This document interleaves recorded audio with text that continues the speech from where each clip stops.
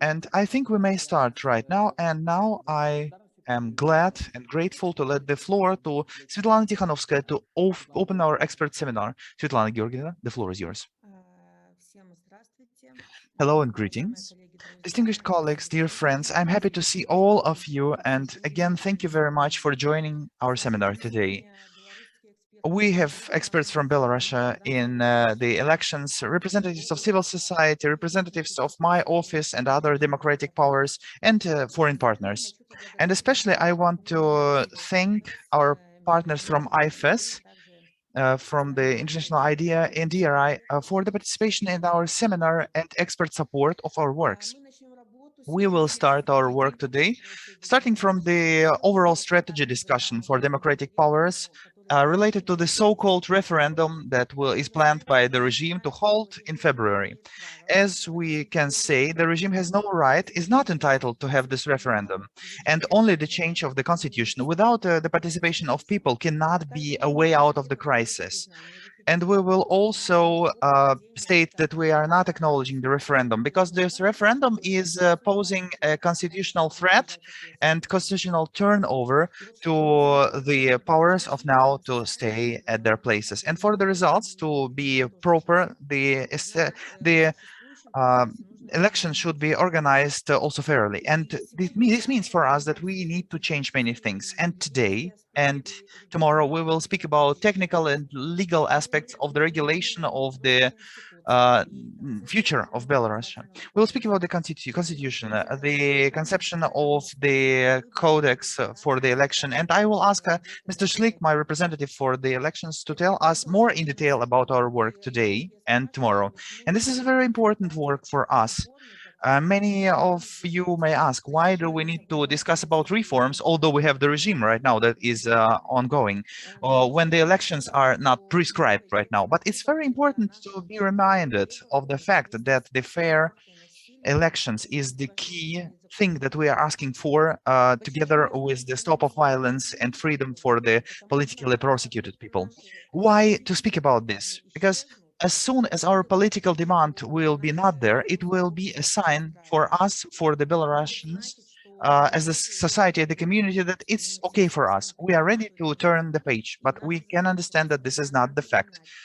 Our task is to remind everybody and to say that we are seeing not only the crisis, we see the solution of the crisis. And already now we have to prepare for the mechanisms. Thanks to the mechanisms, the society will be able to control the changes at the transfer period. Speaking about the transfer of the period, we will not have the time at that time to speak about the elections at that time. And thanks to the mechanisms that we will discuss today in Belarus, we will face the possibility of the new elections in the 60 to 65 days on the basis of the active legislation. But the next laws will regulate the elections, and the electoral code will be the new also. And many ask, what can I do? And these discussions, as today, they're opening the possibility to the civilians, to the people of Belarus, to open the new day of tomorrow. And our active discussion of the electoral code, this is the possibility for the civilian society to speak about their recommendations according to the experience that we've gathered in the previous years in Belarus. And starting from the very beginning of the development of the code, we can speak about these questions like political rights and entitlement of women, youth, people of different parts of the society, also of vulnerable groups. And we may think and include everybody and speak and think about everybody. Political, humanitarian, and economical crisis which is faced by Belarus is the direct consequence of the falsifications on the previous elections. And the new elections will help us to go out of the crisis. And the new constitution and the new code will provide us for not being a part of this crisis for the next time. And the discussion of today and of the tomorrow is only the beginning. We are clear about this. We try and strive to make our processes open for everyone in Belarus.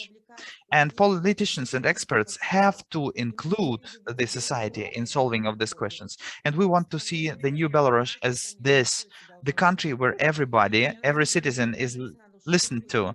And I'm grateful to Alexander Schlick, to his team, for the preparation of the concept of the new code and for the organization of this particular webinar.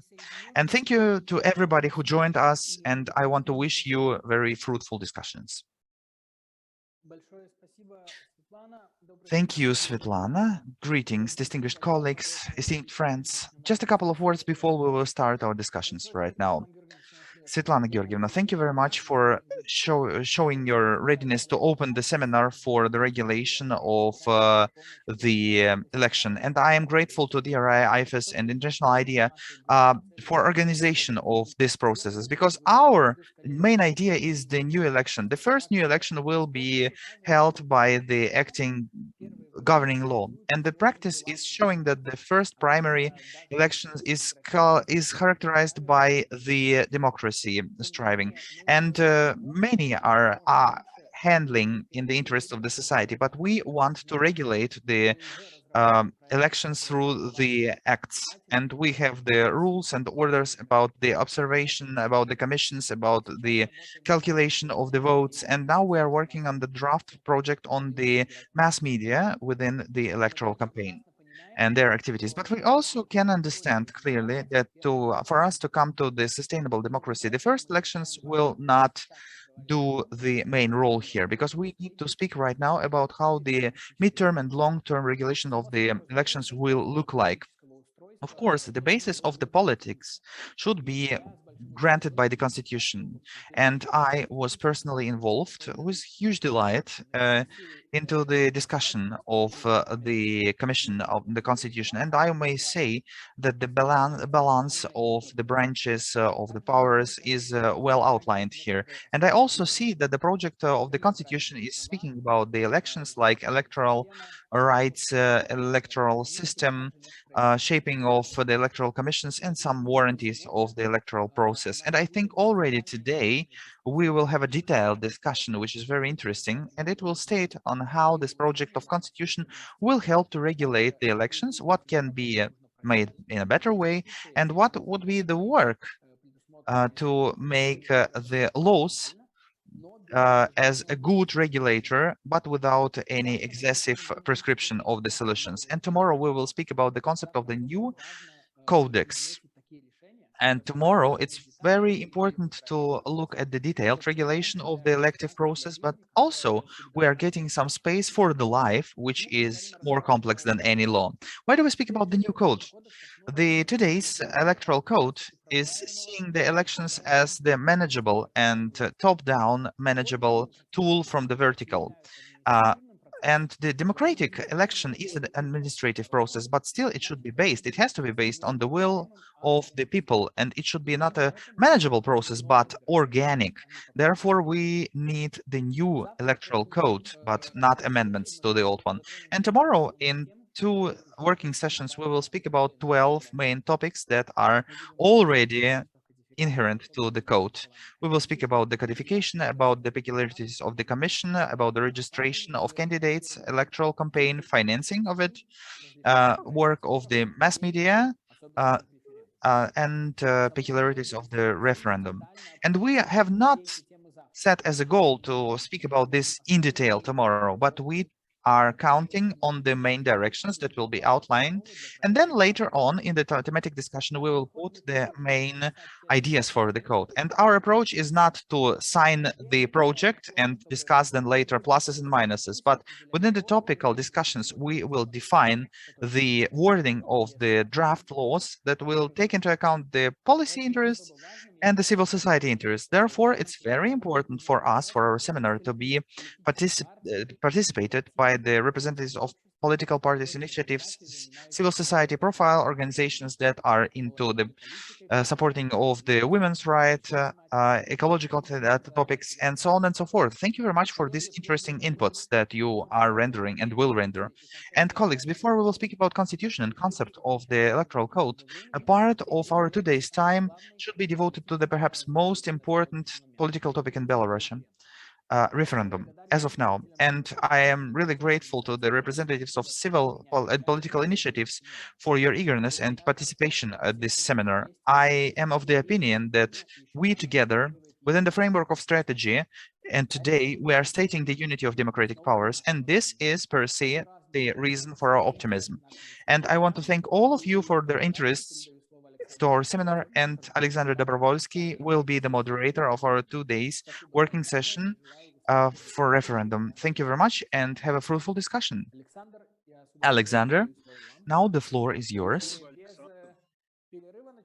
And without any further ado, we are starting the first special session, upcoming referendum. Thank you, Alexander. And very often we are saying thank you, спасибо. And by the way, we know why we are saying thank you here, because we are ready for the changes, not the changes to be happened, but we are in detail speaking about our readiness to the changes. And the topic that we are facing today is very important, because when the changes will be there in Belarus, we will cope with the situation and have new elections. But as of now, when Belarus is in a political crisis, we, as of now, don't have these possibilities to resolve the crisis very soon. And this referendum that is opted by Lukashenko is not a means here that would solve political crisis. Why? Because it is not handling the main counterfacts that are resulting in this issue, because the results of the elections were falsified and the previous leaders are there and are holding their places. And now today I want to our colleagues, representatives of all the structures, to speak about the things. What is the choice that is provided by this potentially possible referendum for the citizens of Belarus? What are these circumstances when we see no real exit of the crisis through the referendum? What can be done by this campaign, within this campaign, and what is the position of democratic powers right now? And perhaps we could also speak about what will happen in case if Lukashenko will try to apply this constitution that he wants to put to referendum. Perhaps you will have certain questions, like whether it will be the place for this referendum, speaking about the facts that the attempts to change the constitution, amend it, and give the warranty of safety for the ex-president on the example of Kazakhstan have disproven their possibilities. But this is up to you, distinguished colleagues. And now Lena Zhivaklot will start the discussion. She is representing the initiative Honest People. Hello to everybody, and thank you for this possibility. Thank you for this esteemed panel, and I'm happy to be a part of it. Thank you for the discussion. And again, I want to speak about the general position, but not to be um, to use too many words, because we need to amend each other here. At first, I'm happy because of the fact that democratic powers, that means we, have overall position and overall campaign, uh, like everybody here, honest people, Zuber, Golas, National Anti-Crisis Management, our political structures, together with Sviatlana Tikhanovskaya, the Coordination Council, again, they've started this campaign, which the aim of which is to be an overall campaign for everybody. And now today we are involving people of Belarus into the discussion and then into the actions related to the so-called referendum. Briefly, we are speaking and stating that we are not acknowledging the regime of Lukashenko and Lukashenko per se, and we state that the referendum is impossible in current situation when there is the depression in the country, pressure, and it's illegitimate. And the regime is illegitimate, and the referendum is the so-called referendum. Therefore, today we are speaking that we are inviting the people of Belarus to come to the voting places and to make the bulletin illegal. That means using the legal means for this, to put 2 crosses or how many there could be in all the variants of bulletins, while demonstrating the fact that we are not acknowledging the referendum. We are against this illegal status. We are against the facts that are taking place in Belarus right now. This is one. And more, we are asking the members of the electoral committees to be open here, to be open as the open people who are bearers of the evidences, to speak about the things that are happening in places for the people of Belarus to know the truth and to counter falsifications as far as they can. And we are asking all the citizens and saying that you can be more than this. You can fix the situation by the means of the civil controllers. And we will speak about the civil controllers, and this will be the algorithm of the actions. And a bit closer to the date of referendum, we will speak about the information on how literally to work, to act, because we will see the new things, we will see the new corrections, because also of the Kazakhstan events, and I think my colleagues will also speak about this topic. And again, I wanted right now, right here, to fill in one small gap, one gap in the idea here, because it's very important for us to involve as many people as possible into this campaign, into rendering and putting the attention to this event, and show the information and publish the information about what is the reality behind the Lukashenko's action, what Alexander was speaking about, what is our statement to this. And now we have already the project. The regime has rendered this to the citizens, and we understand here that this is a certain imitation, perhaps, or a certain attempt to imitate, I would say, to imitate the way, the path to the changes, democratic changes, I mean. But in the reality,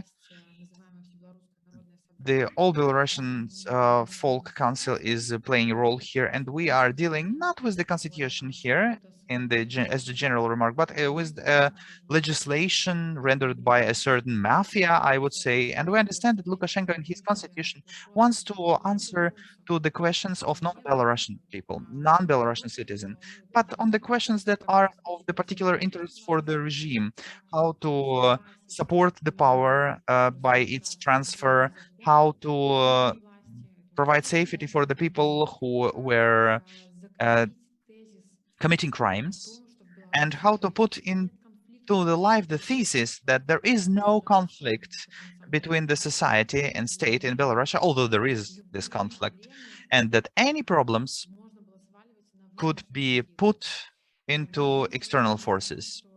Uh, and today, I think we may speak about the fact that the regime would not like to accept the fact, or to speak about the fact, that the citizens of Belarus who are eager to have real changes, there are the majority of them, and they try to imitate these changes by this. And therefore, I want to invite you to look at this as an imitation, which has nothing in common with the interests of people of Belarus. This is just a parallel track. And I think that the further we will go, the worse it will be. There will be more and more attempts for Lukashenko, for the external world, for the partners to demonstrate or to show it off as a project that is rather of an interest for the citizens, but this is not the case. And this is very important for us to go on with our agenda, to act together, and to demonstrate here the counteraction and counteract, really, perhaps also to push on the regime, if I may say so, for us not to give the possibility for the regime to make this as a sterile agenda, sterile campaign, because this is the interest of Lukashenko. I think now we can start the discussion, and then I want to avoid monologue. Thank you, Elena. Thank you so much. And again, I want to represent Pavel Potapov, who is one of the people who created and facilitated the work of the initiative by the name Zubr. And this initiative was tracing the activities of electoral committees. And Paul, could you please tell us about your vision and answer to the questions that I posed, and perhaps to add something more to the discussion? Yes, thank you, Alexander. I think just to the topic that the referendum, the so-called referendum, if I may say so, is the logical connection to the campaign 2020. And in the year 2020, we have seen the case of falsified uh, democratic processes, and we don't have a referendum here. This is not a referendum. This is a fraud. This is the crime.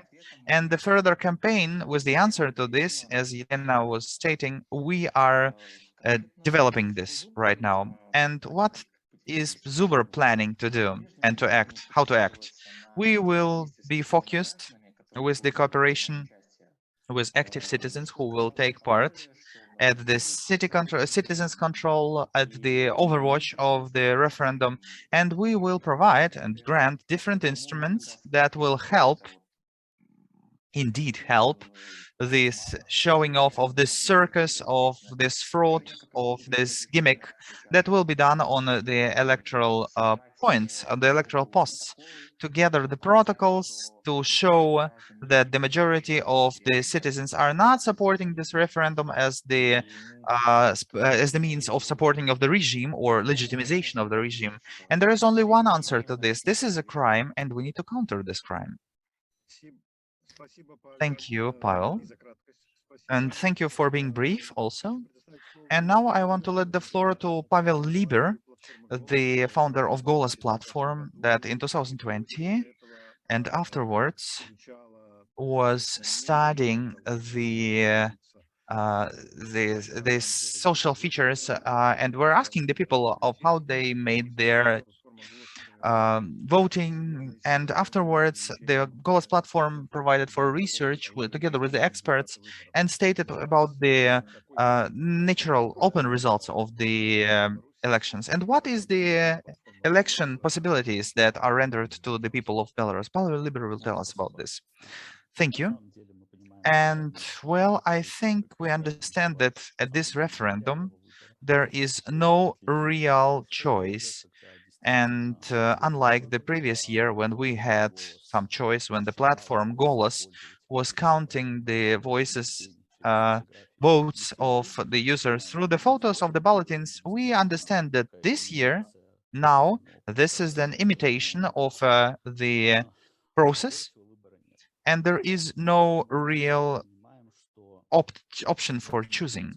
And at the same time, we understand that we try and we want to use the possibilities of the platform for us to be able, after we will invite people to cross out both variants in the bulletins, we want to get the possibilities of count this. And if we will not have a normal possibility to count this, because we understand that today's regime is actively making people afraid, is actively using administrative resources to counter democratic processes in the country. In this case, if we will have problems, we have additional plan B, for example, how to use Golas platform, also to get to know about the opinion of people, how they acted or planned to act at this referendum. Therefore, I am really happy that we are working thrice as Golas, Zuber, and honest people. I think we could get good results in previous year. We could show to the people the falsifications and detailed research of why the election was falsified. And therefore, this year we decided that we work on the referendum, and we wanted to show to the people how the illegitimate regime is doing right now and acting. Yeah, thank you so much. And now I am letting the floor to Pavel Latushka, head of the National Anti-Crisis Management. He is the one who made his choice, being the state official director of the theater, previously Minister of Culture, and the man who came to the side of the people. And unfortunately, there are not so many people of that kind right now in Belarus who are speaking about the interests and putting the interests of the land higher than their interests. Alexander, hello, and Pavel Pavlovich, thank you. And by the way, there are good words. Thank you for these good words. But again, I would say that another Pavel who is also with us, he came to the side of the Belarusian Revolution. And unfortunately, the others are not able right now to join us, but still, I want to thank all the organizers, all the colleagues, experts, and guests of the seminar. And again, I will speak about this. The most important thing in the circumstances when Belarus is under repressions when we have this illegitimation, when we have these platforms that are out of Belarus and discussing problems of Belarus, problems. We are looking at the country from within and from other fields, and this is very important for us. This is of vital importance for the people of Belarus to show them that they are not alone against this heartless dictator, and that they are not one-on-one with their problems. They want to understand, the people of Belarus want to understand how to move further, also within this huge, serious campaign that we will face, and we we have not to ignore this. Today we are speaking about the electoral process, and for the people of Belarus, it's obvious that the legal regulation of the order of elections and referendum should have the should not have this over control of the regime that was used by the regime of Lukashenko. But in 2020, after we faced the mass countering of falsification, the regime is searching right now for the more means to provide for safety for the regime. If we look at the constitution project of the regime, we can see that there is the decrease of the burden of the participation of voters to change the constitution, to put the amendments into constitution. If of now we, for the referendum, need a voting of more than half of the enlisted voters, the regime is asking for the half of this number, half of the people who went to the referendum, and the referendum will be deemed to be applicable when the half of the voters went to the referendum. And this is how the regime is trying to decrease this burden for this decision making, especially in the amendments of the constitution. We could look at this as the tracing of new tendencies when in the developed democratic countries where everything is okay, where the people are actively involved into the electoral process, and they need to be somehow stimulated, or the procedures should be uh, made easier. But for Belarus, it's not every time topical, because the people, 80% of the voters are getting to the getting involved into the social discussions, and this involvement rate of more than 80% is prevailing. And then there is the question, why does the regime need this? And there is an answer, because it's not so easy to falsify the huge absolute sums as the year 2020 has shown, and as the active reaction is showing on what is made, on what is made by the democratic powers against this regime. And it's not so easy to falsify, to change the numbers, if there is a mass involvement of people into the processes that they want to push, and that they want to make on the territory of Belarus. So that's our advantage, that's our chance at the referendum. And the main goal for the Belarusians now, that is the mass action, the uniformed action. So we don't have the against all option, which would be perfect for Belarusian, because they are against Lukashenko and his constitution. They are against illegitimate referendums that is under the control of the illegitimate president and the illegitimate committee. So that would be our idea. So thank you so much, Artyom. We also have a person who has been fighting for long years for democracy for Belarus. Is Olga Kovalkova. She is the coordination center participant. So good afternoon, dear colleagues. Well, first of all, I would like to speak about some judicial and legislative issues for the constitution. And the reason for such a political crisis in Belarus That is the defeat of Lukashenko at the elections of 2020, and we could have been speaking about the referendum and changes seriously if we have seen the changes, the real dialogue or the desire to change something. Unfortunately, what we have seen is that the constitution and the processes passing are just the imitation of transit, creation of model, and the creation of the power holding. So if we're talking about the constitution project and draft, well, that had been created without the participation of the Belarusians. And of course, there were just representatives of the current regime who were working on it, so that is just one side procedure that has no alternatives. And what the Kazakhstani referendum shows, no changes also lead to even a worse crisis. And unfortunately, what we would like to say is that the representatives of today's regime should understand that our country, because of this situation, loses a lot. We lose people, we lose resources, the country becomes weak, not competitive, and it becomes not safe to live.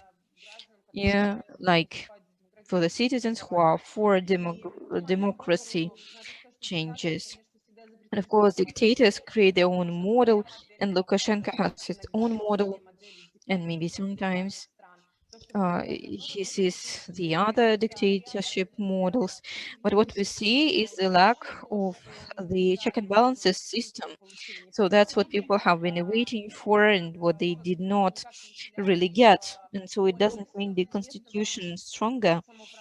And the local authorities do not get stronger and the parliament too.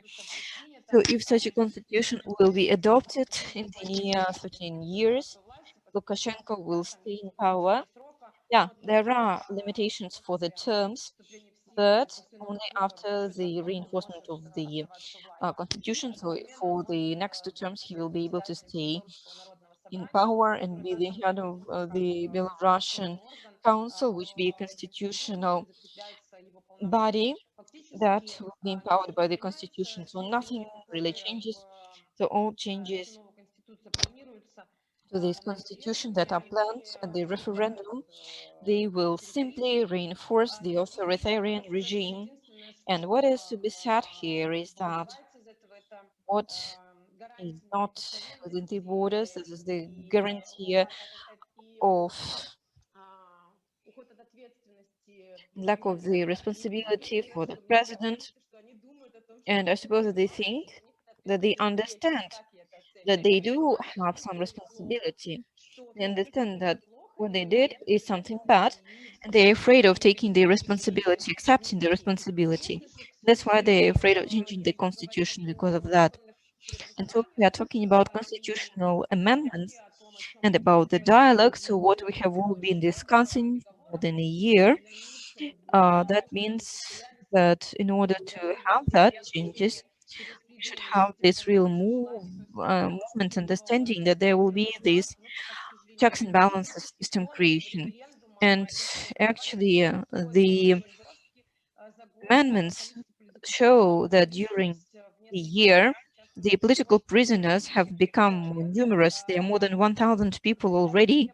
And now, when people do demand, after the results of the 2020 elections, to get more freedoms and guarantees of their rights, we can see that the last year and a half, we see that they have even less rights, like the uh, freedom of words, freedom of unavailability for the protection by the attorney. So like that, we can't speak comfortably, let's participate at the referendum. So our strategy is to participate. So we'll be able to see now, like the participants of the committee, to really see how many Belarusians are against the regime, like what we must say yes to, but we don't want to. So people should not be forced to do something. But what we see is that at the moment when the changes have come, that when people have made their choice and we have started the negotiations. 8 years have passed, so we are losing the time. And so when we're asking the Polish, like what happened that the parties started the discussion, they thought that there had been a certain fatigue that the fight took place. And our goal is that it would take more, it would pass quicker and use the ideas of other countries because all dictatorships end really badly, and we must know that.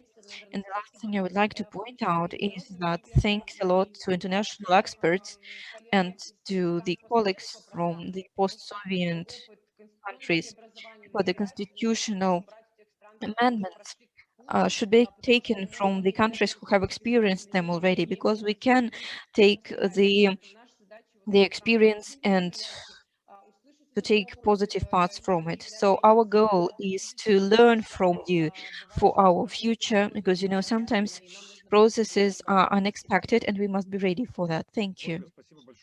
Olga, thank you so much. I would like to ask a question and to point out that some certain logical misunderstandings where the ends do not meet.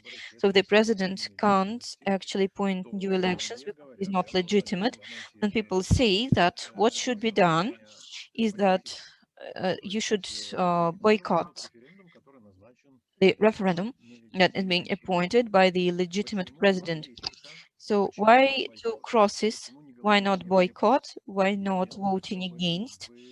So I hope that you will speak up on these two issues so that we will all understand, and so that people who will watch us later will understand that too. So if any one of you would like to give me the answer, please welcome. Ну, здесь как бы So I will try. Yes, Helena, я please. убеждена, что Well, I'm возможно sure that the является format предметом кампании of как раз the то, campaign чем that would be боится quiet and not well Лукашенко. seen, that is what the На Lukashenko этой regime is бумаге, на hoping самом for, деле, у нас that есть what they are hoping for, and конкретные факты и we have a цитаты certain facts, представителей some режима, quotations которые from the заявляют regime конкретно об representatives, этом. Они, and собственно, they настроены на are то, like чтобы кампания проходила тихо committed to и the campaign that would be гладко. quiet and not noticeable, so that everything would be just smooth. Мы говорим сейчас о том, And чтобы if we are speaking about противостоять this планам confrontation, Лукашенко, if you want to confront то Lukashenko's что нужно plans, идти и что-нибудь сделать. then we И must мы come будем and do делать. something, because Поэтому мы the хотим lack of сказать, что action мы легальным путем actually такой shows that we should stay at the кампании, legal в field легальном поле, потому что мы with this независимы. campaign. I Мы should highlight that независимы staying legal is our goal. это As far as the нормально. experts who are for the boycotting, after we have announced the algorithm of actions, Механику these с mechanics недопущениями, и for потом the Лукашенко bulletins that are уже not really стал сам valid, реагировать, да, Lukashenko started responding to мы it. понимаем, And we understand now что that может if it's оказаться давление. good or even bad, then there is a certain pressure for the activists because of the strategy. And Критично важно what is понимать, critical что here там, я лично, да, и is многие that из нас, me мы видим, personally and a lot of other people see that the referendum and the bulletins are a panacea or a magic pill that we would convince anyone, and then you know Lukashenko will go sad and leave. No, that's just one campaign, one action, which is a complex of actions. So should we have these actions done? Of course. Why? So that we will be able to find the regime, to confront the plans, so that we will not allow Lukashenko make people see that you see the population agrees with us. That would be just perfect for him. Everything is for. So I have proposed the new referendum, the new constitution. People voted for it. There is no other choice. And that means that in order to confront it, to make obstacles, I suppose that we should impose such a position, such point of view. We have a question from the chat from Victoria. Isn't the participation in vote the reason to consider it to be legitimate? That is the continuation of the question I asked. So Artyom wanted to answer for it. Yeah, that is the question in the chat, the first one. Yes, referendum. That is the crime against the Belarusian people.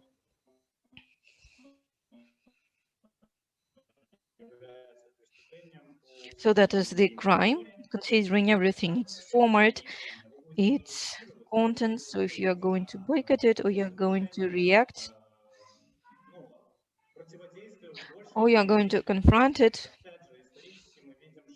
So historically, we see that boycotting doesn't work really, because it doesn't correspond to the understanding of the boycott that exists, because it is active, that is massive action that paralyzes and makes something impossible, that makes the procedure impossible, that is something that is to be imposed by the regime.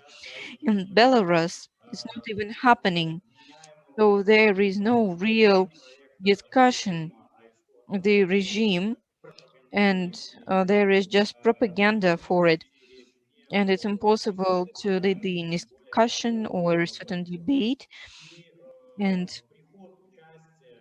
this appearance, this participation in the procedure could have been viewed by us, and we could have been discussing the legitimacy issue if we have been working, really considering that work frame, if we could support the current regime or not. We choose our path.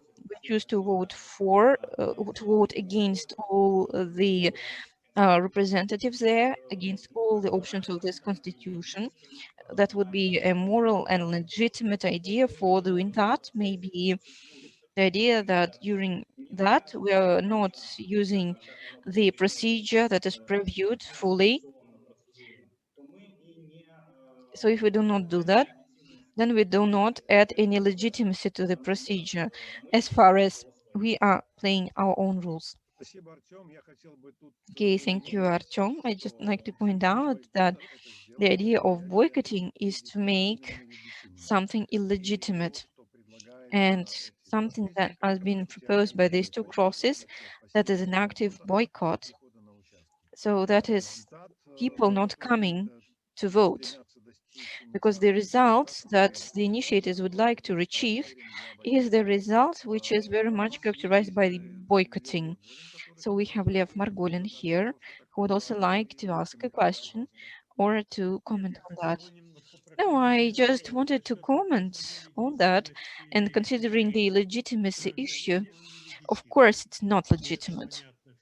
And that's quite obvious for all people who are okay within the legislative procedure and considering their own understanding.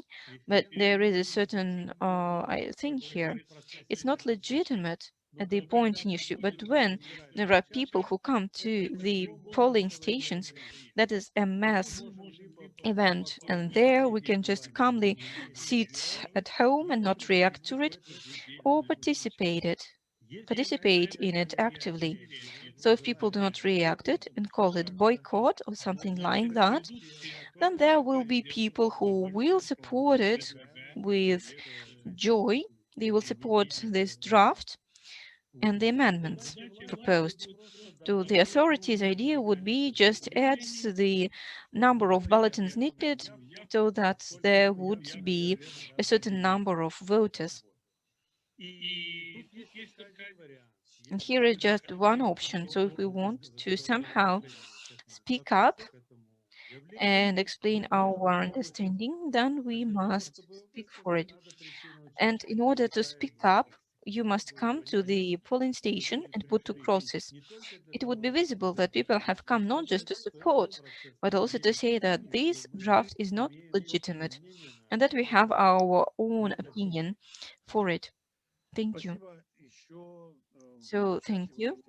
In the chat, you can take a look at Victoria's question. So, partially by participating in the vote, won't you consider that you would partially agree with the regime's rules? Did you have the survey against people? If people are ready to participate at the elections, or would you like to somehow disrupt this referendum Yes, I will answer to this question as far as I have been working on it. So we have, of course, been doing the poll, and about 70 people consider that we must go and must vote. So actually, stop this referendum can be either by passive boycott or active boycott. Passive boycott means something that Leo uh, explained. So there will be people who have no choice, and there will be the big fraud there. People will see no alternative, but that's my personal opinion. Maybe someone would like to comment on that.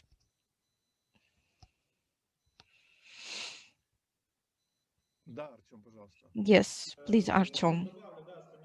Yeah, I would just add that we have said for many times that we have been choosing the strategy based on the polls, and that people are really for active actions, and people who support the boycott, they are less numerous. We do not take them into consideration and in the broadcasting, so we are not trying to make them agree with us. So if we want to stop this referendum, well, the idea is quite ambitious, but it's very simple. As far as Lukashenko must be shown that we should show that there are 3.5 million people who supported the referendum, and that would be just 50%, but he will show that 80% people agreed on the amendments. So our idea becomes easier, so we must gather the maximum evidence that these numbers are not true. That is the first stage. And then the second goal is to show that there have been no real 50% of people who supported the draft project of the regime. And that would allow us to put a cross on the continuation of work on this draft at the Belarus territory. Before we pass the floor to Mr. Lebedko, I would answer to the Victoria's question. Could you please precise the number of people being questioned? Well, I think that you doubt our professionalism. Well, I think you shouldn't. So we had the 3 polls on national sampling. So more than 1,000 people were questioned. So that was 1,000 people, 1,200, 1,500. That means that the real mistake rate is something about 3%. So if we are measuring 70%, that means that that's quite a serious thing to be discussed. So it's not that the regime will just simply call for the numbers they need. Yeah, they will try to make a fraud and to propose us the incorrect numbers. But if we stay passive, it would make them their work easier. To Artyom, please. Well, that is just a small comment and a question then. Question to be discussed. Well, first of all, I think that we did not do all necessary on the working on the conflicts between the passive and active boycott followers. I didn't have a real political understanding of your appeal. So that's not what I call a discussion or the confrontation coming from people who are for the changes. So it was not said that these are people who during this year have found their position, who have not been present at the referendum. So these people will just not go to the election point or station. And so it's impossible, to try to persuade these people. So that's just dispersing your resources and possibilities. So I suppose that, yeah, we still have some time. We should say that we belong to one party, and that's important to say that. And secondly, not coming and actually disrupting something, that's something that our authorities learned to work on. So they know how to rule people, 80% of which depends on the authorities and what powers do.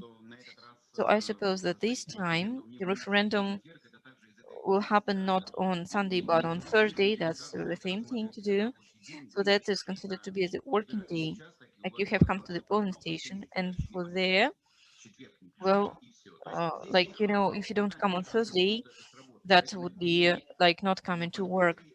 So please, that is the usage of the active Facebook and social media audience. Please, Victoria, be attentive. I can easier stay at home. I can stay at home, get seated or lie down. But people like me are not very numerous. That's a small percentage of people who are very free to do. But people who belong to the work phase, if they are at the drug factory of their students, they are kind of people without the possibilities of this, unfortunately. And let's just accept that. And considering the question, I suppose that there is something that lacks, considering the motivation. We say we must come, we must do that, and it's good that we are discussing that, and that it is from all the political defenders. But we do not happen what will happen next, or will not happen then. So the motivation is something that is absent, because we are reacting to the scenario of Lukashenko, because he gives us a choice between bad and bad.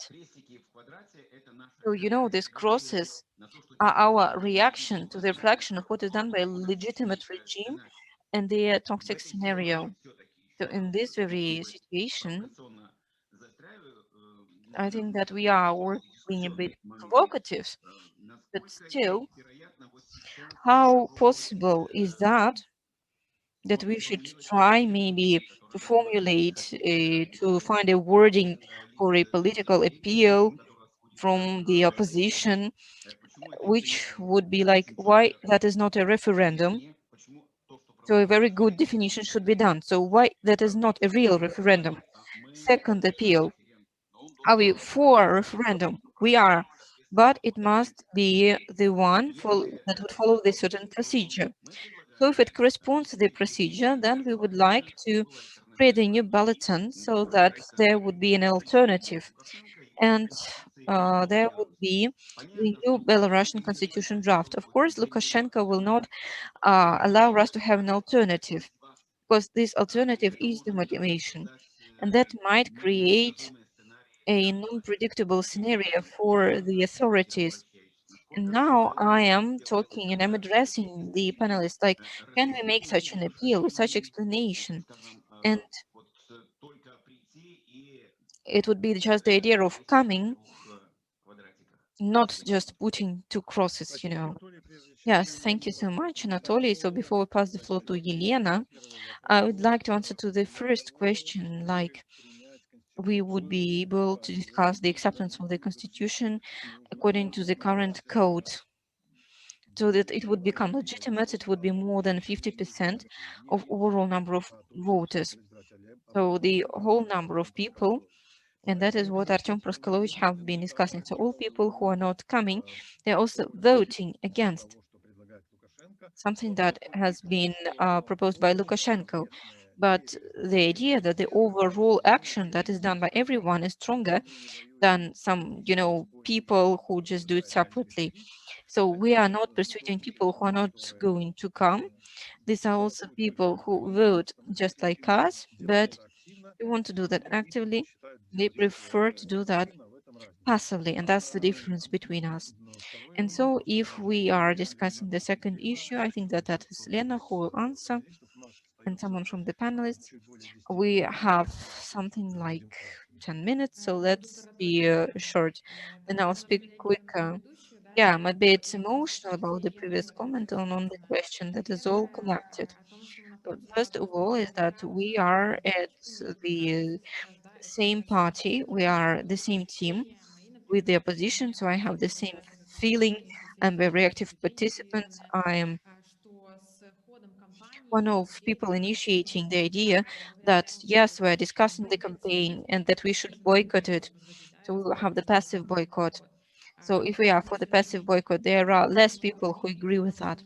And of course, we are at the one we are teaming with people who think that Lukashenko's regime is illegitimate, and that is why the referendum is impossible. But we choose different tools.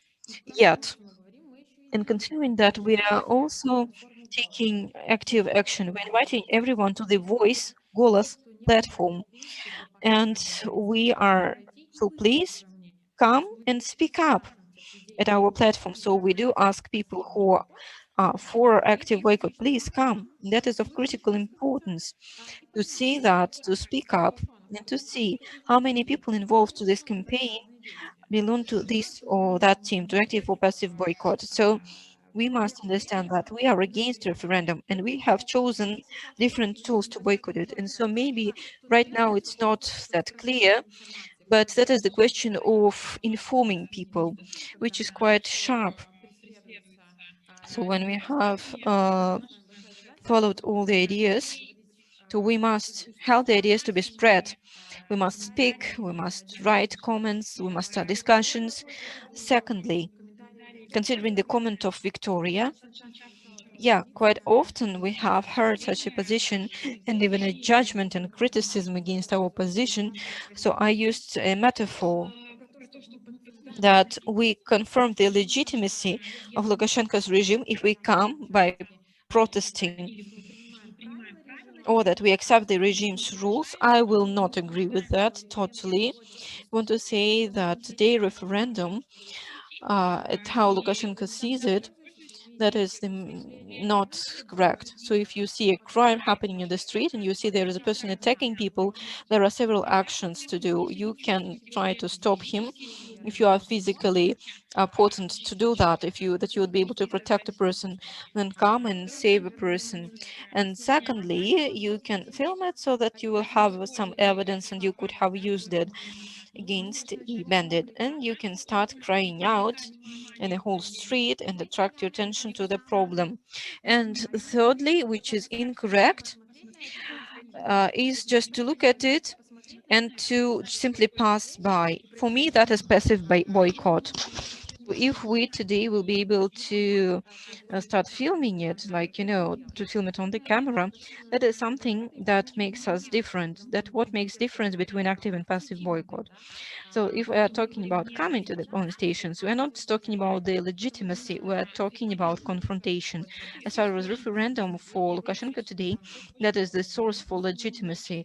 And we can't stay silent while Lukashenko is trying to fulfill his resource, because now our strategy is to make him lose his resource, legitimate, financial, economic ones. And considering the project of, well, Anatoly, I know that it's not my first idea of the constitutional draft. I would say that me and my partners and the Coordination Council and Tsikhanouskaya office and honest people and the public committee, we were involving people of Belarus to start the discussion for the referendum and constitution that was critical at that time for Belarus and now too. And if you're talking about the campaign on the non-recognition of the referendum and constitution, I see contradictions in your question. So firstly, you say, like today, there are no real possibilities to have a real referendum. You have no possibilities to discuss. There are repressions in the country, and there are no conditions for democratic procedures to be held. And now we see that we do not uh, recognize it as legitimate. But now we have this vision, and politicians will just come out and speak up. But today, the idea is of not making it legitimate. No, the idea is to confront it and then to propose what we see, what new Belarus is, and to show what is the new Belarus, where we are heading, and against what for. And so that is something that lacks. So that is something that the referendum of Lukashenko should be seen as, because the draft that we consider to be true should not be taken there. As far as Lukashenko will never accept it, and that would be a real crime. Referendum can be held at such conditions. Thank you. Thank you, Lena. Then Olga Kovalkova, then Anatoly Lebedko. Look, in 2012, I took part at the boycott campaign that was supported by many political powers, and at that time, boycott for Belarusians were on the legal level. That after the boycott, the implementation was done into the laws, and active boycott was impossible in the law due to the law of Belarus. And this is the proof that regime is afraid of active handling. And there was boycott. We could come to the streets and to provide for the raising of awareness, to be in communication with people. After this campaign, there was the ban on boycott, and all the strategies of democratic powers in 2020 were aimed on the use of the campaign to turn over the scenario, to show the goals of the democratic changes, to show the problems and to make them vivid in the society. And I think here referendum is not a very interesting campaign for the Belarusians as the other campaigns, because it has no alternative. It has no choice between. You cannot understand what for are you coming out to the streets. You are still saying, and we are still saying, that we don't want to give the Lukashenko the chance to make the legitimacy. And I think here for the regime, the authoritarian referendum is a certain type of proof or approval of the people's love, of the participation of people. And our task is here to be united in the action, to say against this and to prove this illegitimacy, because they look these processes from within. You may not think that they will not get to know about the numbers. One way for us is just to be silent, and it will be passive. But when we say no, it will be seen also from within. And we need to make everything for provide for additional maximum discomfort for them. They need to know that everything is happening and it is the matter of action. Thank you. Thank you, Olga. And now Anatoly doesn't want to speak, but there is one anonymous question. Hypothetically, they can count and say the people are not supporting the new constitution and we are with the old one, and then it is legitimized by the fact that it was not accepted. Yes, there is this possibility. And if, for example, we could vote against, everybody of us, this would be a symbolic defeat of Lukashenko, but logically, you could state that there is an old constitution in place. But if we do a referendum illegitimate or inapplicable, formally there is an old constitution, but you cannot say that the people supported the old one because they voted against the new one. The people were voting against Lukashenko per se, as such. And one question from Victoria: is your position clearly in thesis represented for the people in Belarus? And this is the question that Yelena wanted to answer right now.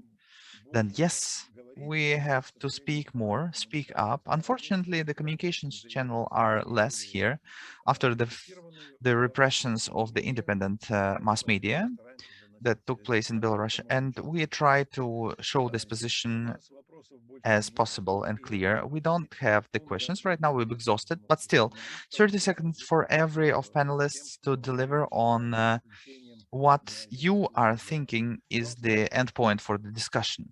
Artyom? Many times I was speaking about this and I want to repeat it. We've started a long and complex way. Now there is one next step on this way when we can fight for the territory, we can push for the position and hold the hate, and we have not to lose this position, and the people need to understand that they have this as a benefit. And I cannot be reminded of this overreaction of the regime on the opposition or democratic movements, what is already done. And I'm pretty sure that we will handle this if we all together will be united as one, and when we will fall down the regime, and we will fall down. Thank you, Artyom. Pavel Potapov, please.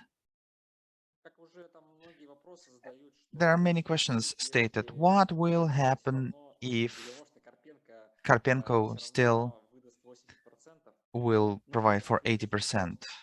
We may openly say that as if in the previous year everything is on our side, because we could be active and we could show that we are not supporting Lukashenko, we're supporting Sviatlana Tikhanovskaya, and there was no idea, no play here. What would be the picture from the regime? We knew where the right position is. Everything should be done in the same way on the referendum. Pavel Liber, please. I would like to add that you have to come there in a good mood, because people who are smiling and who are gathered together, this is what our regime doesn't want to see. And this referendum is for all of us the possibility to look at how many of us are there. Now you don't need any visual identifiers, because any adequately smiling human being is showing off as the one who is against the regime. And this is the possibility for us to use this. And we, of course, understand that most possibly the results will be falsified. And still we need to come there because there are many of us, more of us. Thank you, Pavel. Olga Kovalkova. Thank you to everybody. And really, I think the task of the regime here is also to demotivate us, to show us that we have not seen our result. But the experience of yesteryears in our country is showing that with the small steps, but also with huge steps, we have to come to the free democratic goal. Authoritarian regimes are seeing their ends, and thanks to the people. And I want to join Pavel here and the other speakers that, of course, we need to handle, to show then to the regime that we are not for this or that. We need to find internal motivation and status for us and take into account the situation in Kazakhstan. I think this is the time for us to be united as democratic powers on post-Soviet territory, because we see, and it's obvious that Russian Federation, unfortunately, as a stable partner, doesn't want to be as such with the other countries. And this is the time for us to search for new partners and to be united. Thank you. Thank you, Olga. Yelena?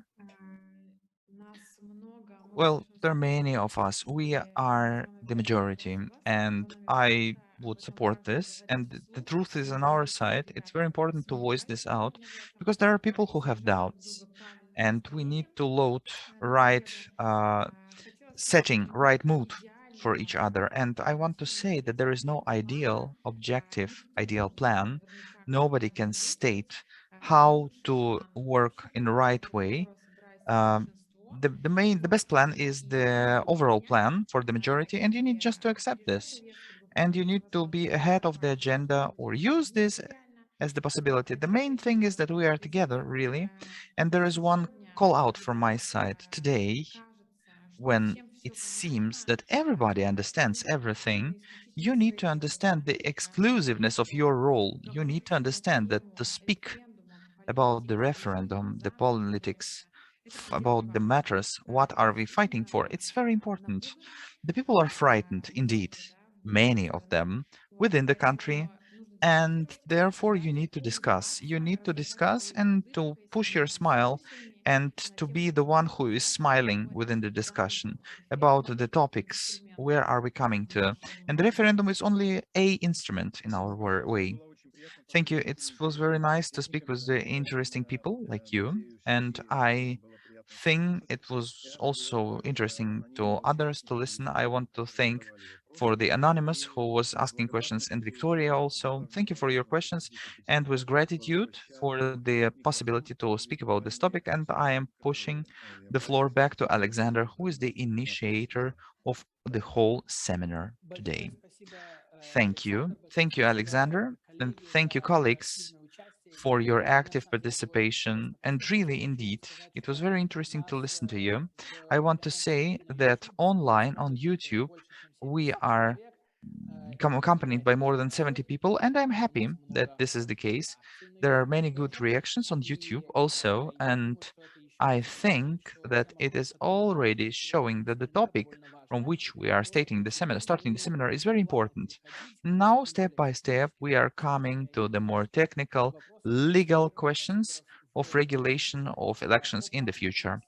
According to the plan, we will have a short break by 10 minutes for us to reformat panel to check whether everybody is here online, and we are putting a small pause just for 10 minutes.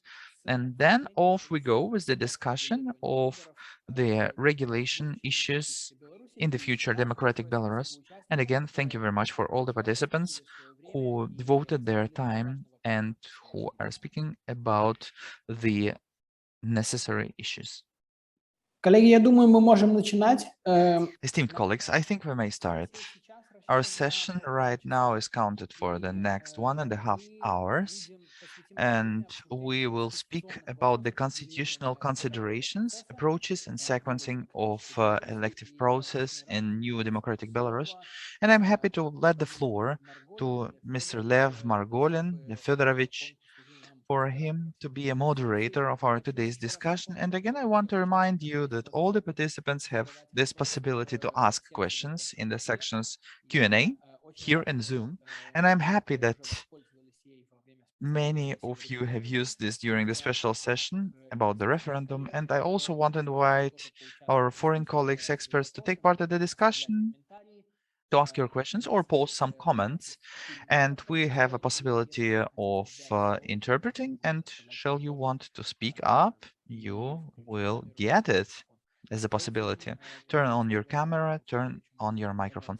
And then Lev Margolin, the floor is yours.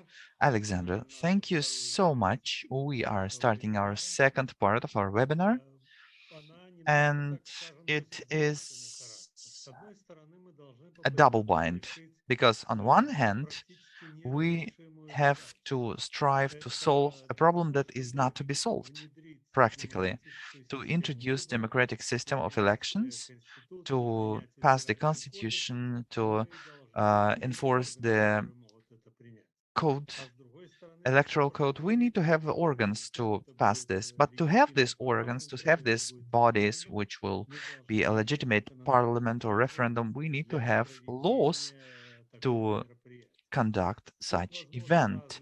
And here there are different variants possible. And I think the panelists and perhaps our viewers, participants at the webinars in their questions or in their notions will help us to solve this as a task.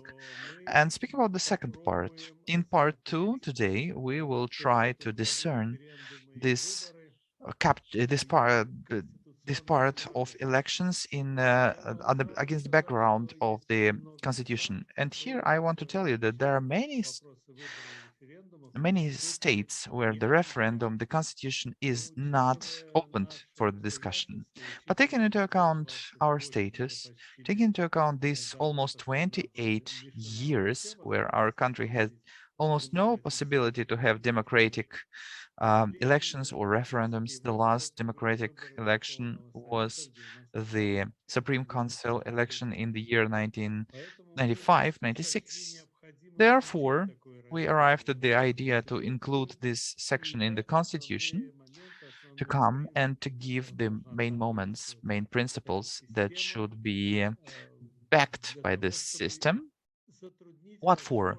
To make it uneasy to change it further or to amend it drastically, because it's not excluded that somebody would try to exclude this possibility for this kind of elections. Therefore, I'm letting the floor for Anatoly Lebedko, the representative on constitutional reform at Sviatlana Tikhanovskaya. The floor is yours. Thank you, Lev Fedorovich, and thank you for the organizers for getting this possibility for the discussion. But this is the situation when the more the discussions we have, the better is the efficiency of final acts. Therefore, we may only greet this. And for the starters, I have several ideas and notions for the situation and to heat up the discussion. And at first, I think I will be a bit different from the participants of previous panel, because, for example, I am really happy for this project of constitution that is provided by Lukashenko and his supporters, because this is the gift in the historical prospects, because if we will put some parallels and compare the project that now is offered by the governing bodies and what is offered by us as the project of the constitution for the new Belarus, this is undoubtedly, absolutely different points within the planet. This is like Mercedes against some old-timer from the Soviet time. And this is just showing us a way and showing us how backed we are. What is the result of 28 years of governing by Alexander Lukashenko? This project that is supported by the Belarusian governing bodies and authorities, in the contrast to this, we can facilitate not only a good discussion here with this, within the format of the people who are joining us right now, but within the overall national discussion against the backdrop of all country. And we have this chance, and this is not final due to the finalization of a referendum. This discussion will be supported further, firstly. And then secondly, when we speak about this question, about the chicken and an egg, what shall be done as the first step to this? I think this is the question not to the Constitutional Commission and not to me personally, because I am definitely not an expert for transits. But at the same time, I have my own opinion, and this is my personal opinion. This is not coordinated somehow, because this is not a political will here that I am representing. I represent here my idea that we need to come further with the project of the constitution of New Belarusian, because it is changing radically the system, and the question for the change of the system has arrived after August 2020, when hundreds of thousands of people went to the streets and told us we need not a cosmetic change, but radical change of the whole system. And here, yes, indeed, we need to pass the constitution of the new Belarusian, and simultaneously, we need to maintain and hold elections, of presidential elections, I mean, head of state elections, but at the same time, together with this, this will be a very limited or body, and this would be a most optimal variant to accept the constitution of the new Belarusian, not only to change the names of the people who were 28 years at the forefront, but also to change the system for the new head of state to wake up on the overnight with other powers, not as a tsar or a king, but with a limited set of capabilities. And this is for me the ideal picture of how to move forward. Thank you so much, Anatoly. And here I wanted also to make it like this for the next presenters who will deliver on the topics more in detail, the Constitution, and I mean the part of the Constitution that is devoted to referendum and elections, for them to say a couple of words about this. What is their point of view? How to come out of this double bind, of this situation with legitimate, illegitimacy of the future constitution, of the legitimacy of the election code to come. And this is also the question to our foreign colleagues and partners. Perhaps from your side, you will look at the situation more clear and more decisive. And now I will let the floor to Alexander Schlick, Special Representative of Constitutional Reform Большое and спасибо, on Alexei. elections. I beg your pardon. Yeah, thank you so much. I think I will start directly and namely from the from answer to this question. I will now like to reply what will be the first and what will be the consecutive step to come for the future. I think that, by the way, can you see me? Yeah, thank you. I think that one of the most fundamental solutions and decisions will be the decision related to what will be changed during the talks. And by the way, by means of the talks, we want by means of the discussion, we want to come from this situation to the democracy. And I think that many different things can be a subject for the matter of the discussion. Also, the consecutive steps within the transformation. And in my opinion, it's a very important element that will be as follows. On the first democratic elections, we don't have the situation when the new Lukashenko is coming to force.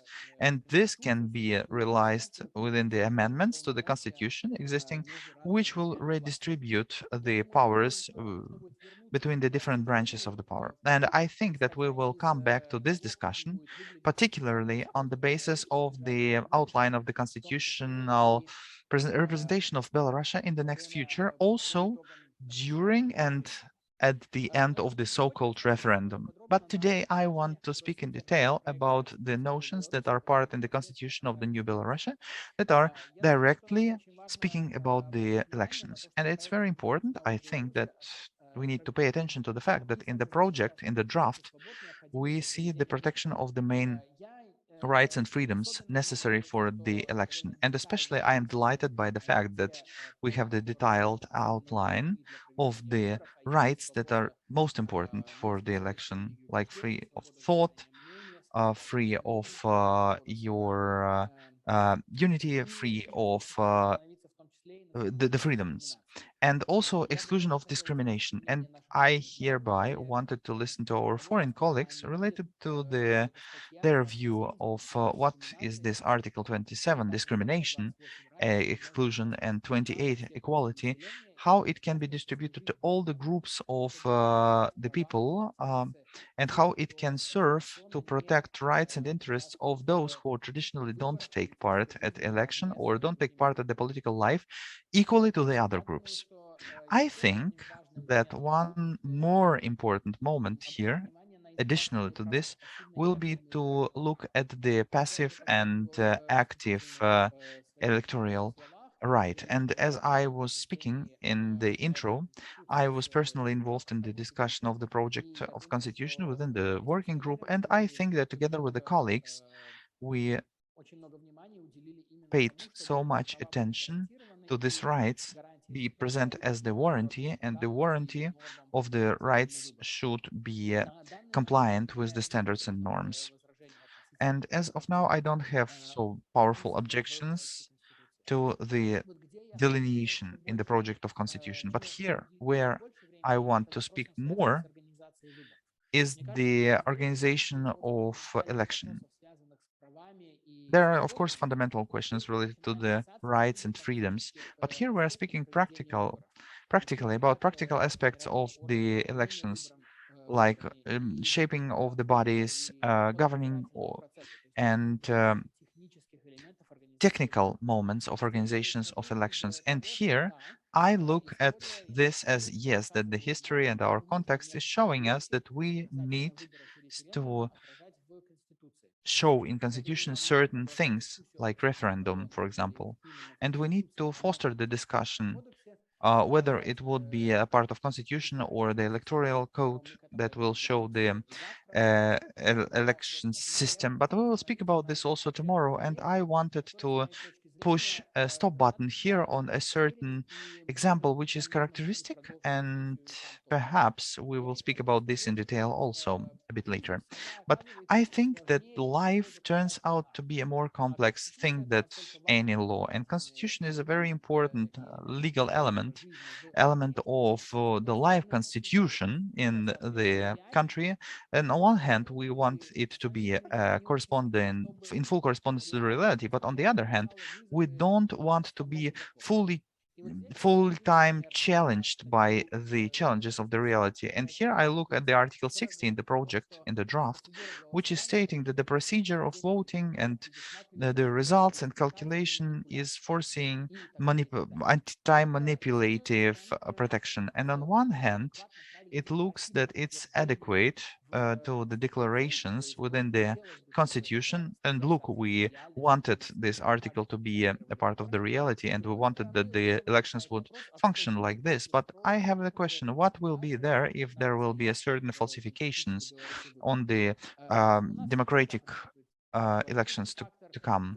We have human factor every time, and elections is the politically loaded process where certain, perhaps unfair political players want to play not to the interest of the society, but to the groups or their personal interests. Therefore, I would not exclude that everything will be 100% light and easy with the organization of the elections in the future. Therefore, I arrive at the question related to this, how life will correspond to this particular article of the Constitution, and will we not be facing constantly the question whether the elections is of constitutional or non-constitutional when there are some minimal violations? I want to pose this question for the discussion.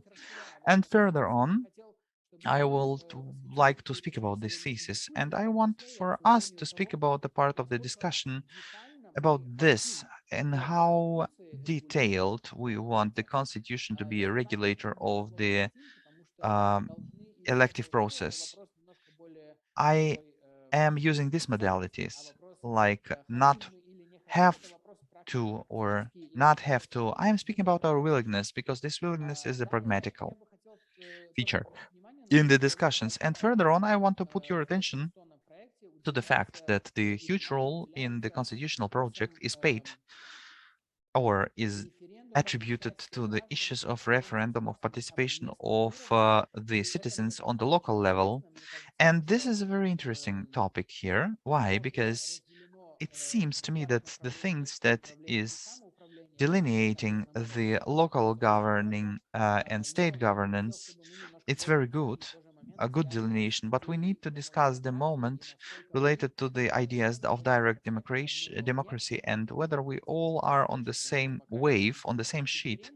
Can we see more local referendums or direct democracy as other mechanisms of cooperation between citizens and the governing bodies? And one more thing, mechanism for protection of elective rights, ombudsman, and the other topics. At first, I want to say that the Ombudsman Institute is a very important thing. It the time has come, and this is in the world trend, in the European trend also, in particular. And I think that here we need to speak that the idea of the constitution of direct handling is here, is put, because the rights and freedoms that are necessary for democratic elections, they need to be provided as a warranty by the constitution. And this is very good thing. And one thing that I know that there are many debates, and I want you to pay attention to this, is technical moments of the management and governance that are related to the elections. For example, preemptive um, announcement in the Article 102, and there is a link within the presidential regulations. And I think here we have a possibility to speak about whether the president has enough status to announce the pre-term elections, or is everything regulated in the mood, in the way that the political players, also the president in the future country, could have as less as possible space for political maneuver.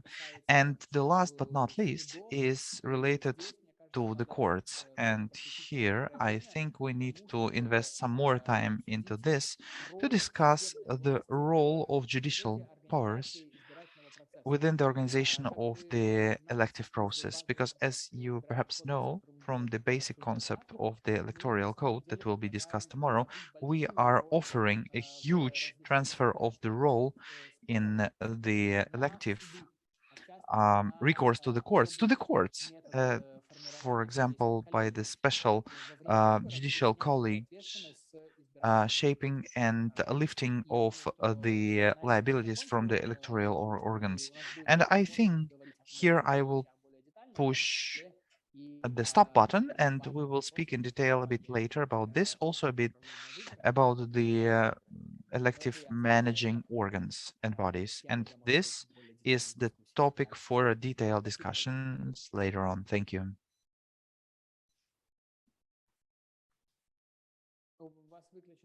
Your microphone is off. I beg your pardon. Alexander, thank you so much. I wait for the questions, and there are some notions. Sergei Zazovsky is writing that the no discrimination clause and protection from discrimination is important in the logics as the aspects of the election. And I think you cannot speak against this. Alexander, what would you like to say about this?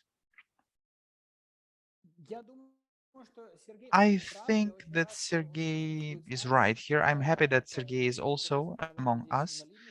It is the Institute for People with Handicap. And I think we're not only speaking about the rights of people who are impaired, but we are speaking about the people who are traditionally less engaged in the governance. And this is a fundamental aspect. And I do love this. I do love the fact that in the Article 27, 27, I think, 27 and 28, there is the description of the notion of discrimination, and it is the prohibition of discrimination and the warranty for equality. And I think that we can put a bit more details on how to embody these principles for the election during the elective matters. Work on it. Yes, thank you. And now we will invite Tatiana Hilsher-Bogusevich, a representative of the International IDEA. Thank you, Leon. And I think for my presentation, I will switch to English.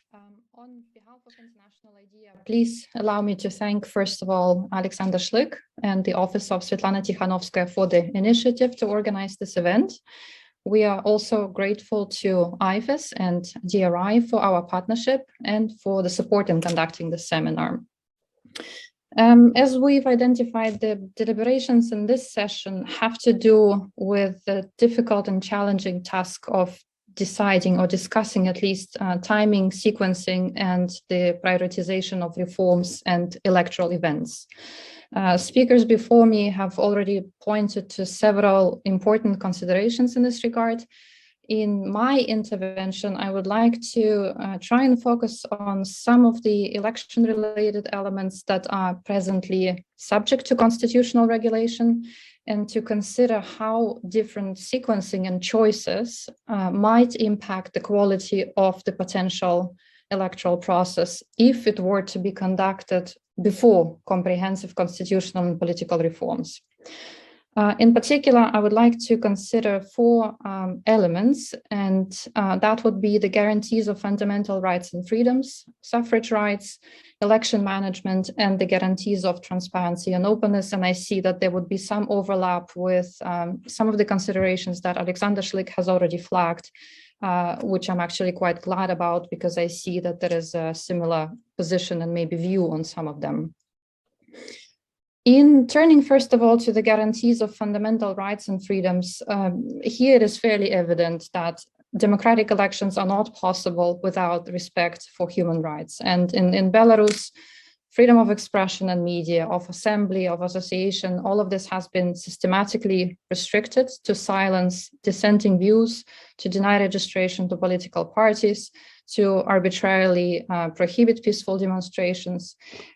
Yet, from my perspective, many of these restrictions appear not to stem from the current constitution itself, and rather from legal and sub-legal regulation, from draconian implementation, and also often from complete disregard of these provisions.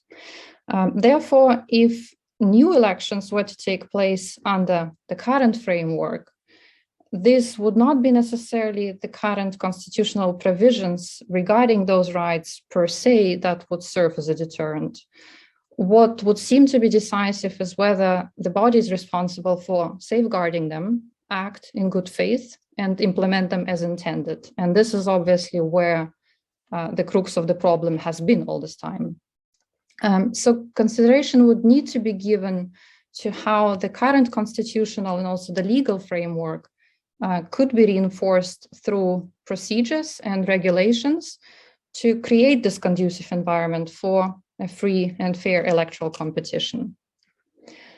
What needs to be noted in this regard is that the draft new constitution of the Public Constitutional Commission clearly excels in this regard. The draft brings fundamental human rights to the forefront and introduces some really forward-looking, novel democratic guarantees, including such things as protections against restrictions of internet, enshrines rights of persons with disabilities, speaks clearly about gender equality, and also important in my view, it embeds a culture of dialogue and citizen involvement in decision-making. All of these provisions would have obviously played a really very positive role also in the context of new elections. As a second element, I would like to speak about suffrage rights. When it comes to the right to vote, despite some general guarantees of equality and universality, the current constitution, but also the text of the official draft constitutional amendments that were put out recently, both of them contain undue restrictions of the right to vote, which are based on incapacity and on imprisonment, regardless of the gravity of the offense.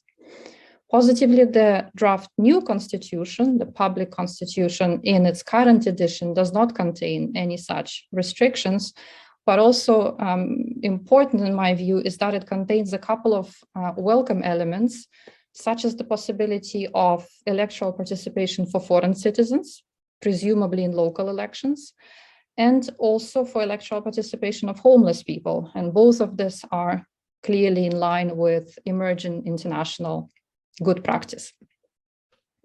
However, these are really the current provisions on candidacy rights that would likely have the gravest impact on the competitiveness of future elections if they were to be conducted under unchanged rules. Some of the procedural elements, for instance, provisions on signature verification or voter list management, these things could potentially be addressed through more liberal sub-legal regulation.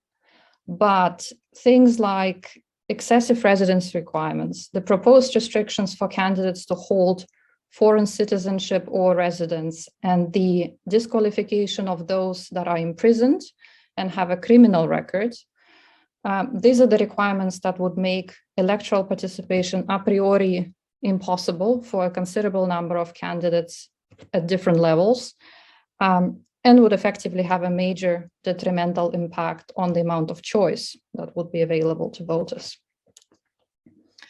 I would now like to turn to the topic of election management. And here it is known that there are various possible approaches to how the election administration could be established, and in principle, all models could deliver honest elections. However, clearly, the context and the details is what matters, and they would be decisive for how they would operate. We note that there are presently two different models that are being considered for future elections in Belarus, and I suppose, as Alexander has flagged, this might be discussed in greater detail tomorrow. So maybe just as a general note from my perspective, here it could be pointed out that election commissions that are structurally independent and consist of neutral experts, of technocrats, these kinds of commissions are more likely to be perceived as impartial. And impartiality is almost always more difficult to establish when membership includes political party representatives. Although there are obviously also very valid reasons for this form of membership, which includes considerations such as political balance, mutual oversight, and also a sense of shared ownership. In principle, in the context of Belarus, it might be considered, what we could be discussing and we could be looking at is actually what are the benefits of involvement of political parties in the work of commissions, especially in my view, when we speak about next elections, not only the first transitional elections, but sort of with the perspective into the future. This is something that could be explored. What could be suggested in the context of today's discussion is also that new elections, if they were to precede the adoption of the new constitution, it is really the impartiality in action rather than structural independence of commissions what seems to be important to put in the focus. With changes to the composition and appointment methods at the level of law being rather illusory in the present situation, it is probably the alternative approaches to strengthening impartiality, transparency, and openness that we should be striving to achieve. Again, this is something that could be done by enshrining these guarantees through sub-legal regulation, the use of CC resolutions, ordinances, instructions, training. Again, the realistic possibility of this is still contingent on the openness and also the cooperativeness of the CEC. The last point that I would like to touch upon are the... Последний пункт, на котором я хотела бы остановиться, это, конечно, прозрачность электорального процесса. И сегодня в Конституции должны быть представлены базовые представления по этому поводу и гарантии. Поэтому, конечно, текущий черновик Конституции не вносит существенных изменений. И эти гарантии должны быть усилены в новом черновике, который должен отвечать прозрачности и в том числе должен проходить через требования по наблюдению за процессом. Там есть, конечно, и необычные моменты. Если они будут, то это очень важно. Это позволяет нам говорить о транспарентности выборов. Сегодня мы говорим о рамке работы, которая должна определять, как guarantees through sub-legal regulation, through CEC resolutions, including to enhance the opportunities for election observation. By way of conclusion, I would like to recall one point of view from expert discourse on sequencing of reforms, a point that is perhaps both comforting and frustrating, and that is that decisions on timing and sequencing of transitional elections should take into account the incremental nature of democratic transitions. Single elections and reform processes might not always offer solutions to all problems at once, but serve really as instruments and as steps that would contribute to broader transitional processes, which often extend over several electoral cycles. With this, I would like to thank you and hand over to my colleagues. Спасибо, Татьяна. Спасибо. So thank you, Tatiana. Следующее, разрешите мне So представить our next speaker Михаилу will be Мейеру, Mikhail Mega, представителю representative DRI.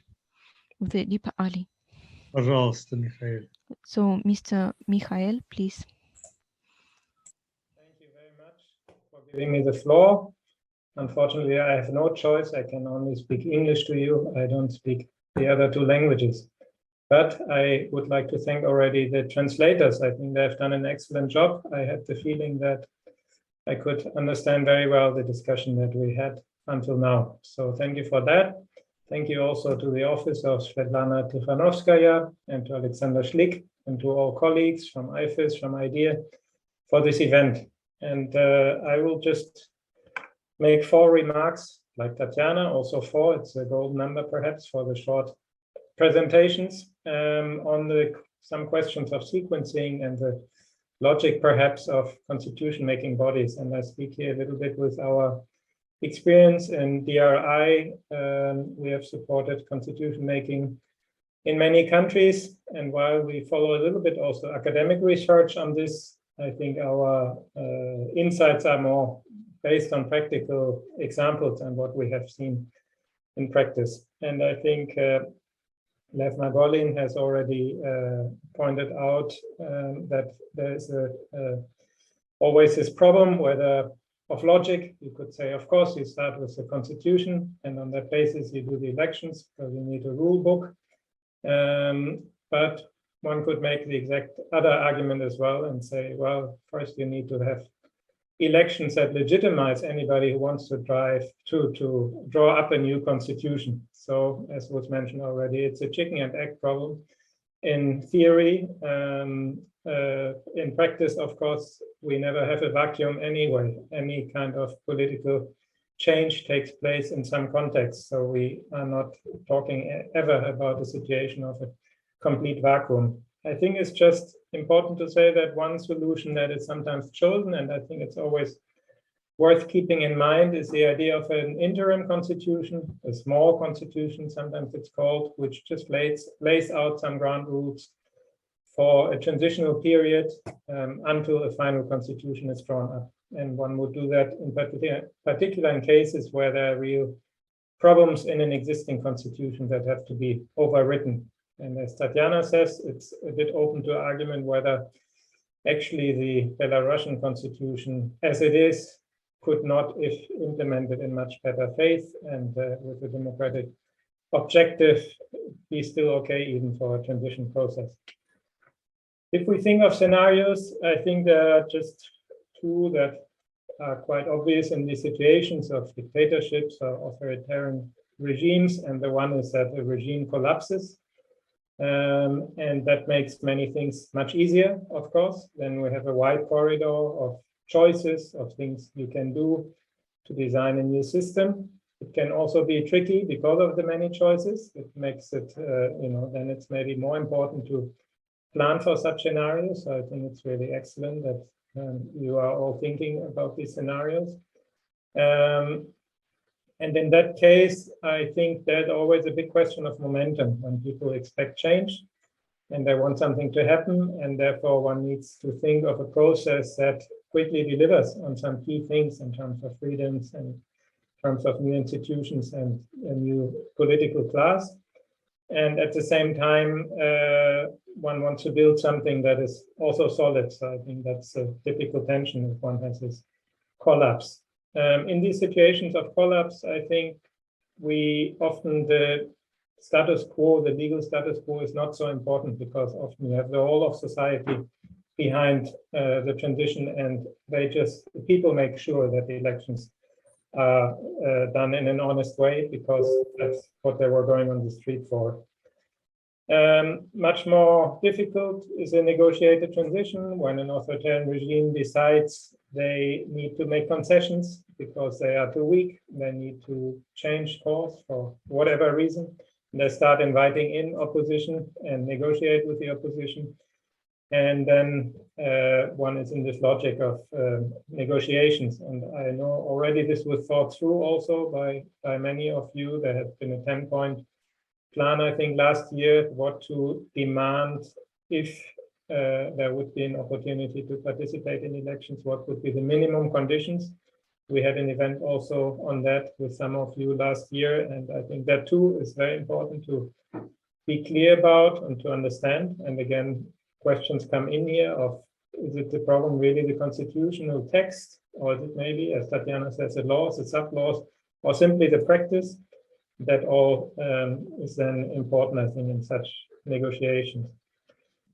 My third point is a bit about the constitution making, the process side of it. So, of course, one can think, okay, there's a political deal, and then it's put into legal form, and that's what we call the constitution. And when that's done, that's perfect. Some lawyers write a good text, and we adopt it, or we hope that it is quickly adopted in a referendum. But that view underestimates a little bit, I think, that the constitutional process is also very important. How do we arrive at such texts? And there has been a lot of attention in the community in the last 20 years to think more about what can this process bring actually for democratization. And so I think the idea is that a constitution is not only a rule book, but it also plays a symbolic role in a country. And very often the symbolic aspect of a constitution is enshrined in the preamble. And that can be quite an important thing, though legally it's not important. It is often the conversation about, the history of your country and the outlook of your country and how do you interpret what has happened in the last decade. So this is in many countries very difficult, but an important process. It's a conversation about the purpose, if you want, and how does one understand the reason of one's state and one's nation. The second is also setting an agenda for change, and it has been mentioned by Alexander and Tatiana also that you have provisions that will not be all implemented 24 hours after adoption, but that in a way set objectives. And I think non-discrimination is one of those. If you have long-standing discrimination of groups, de facto or de jure, it will take time to overcome them, but the Constitution can set the bar, and over time one wants to reach that bar. So it's an agenda for change. And then the process of constitution making also, I think it's important to consider it as a means of overcoming conflict in a society. And there, I think it's very important. On the one hand, one wants to use the momentum of a transition and really lock in certain changes. But there may be other things that are more divisive in a society. And in my view, there it's good to give the constitution making process time for a real conversation, for really hearing many parts of society. And I could imagine that in Belarus, this would be questions like the use of languages. This is, I know, quite a difficult question. And that would be one where I would say, okay, this should not be quickly decided in a transition, but such a decision should take some time. Other issues, I think, like many parts of human rights, I would expect Belarusians all agree.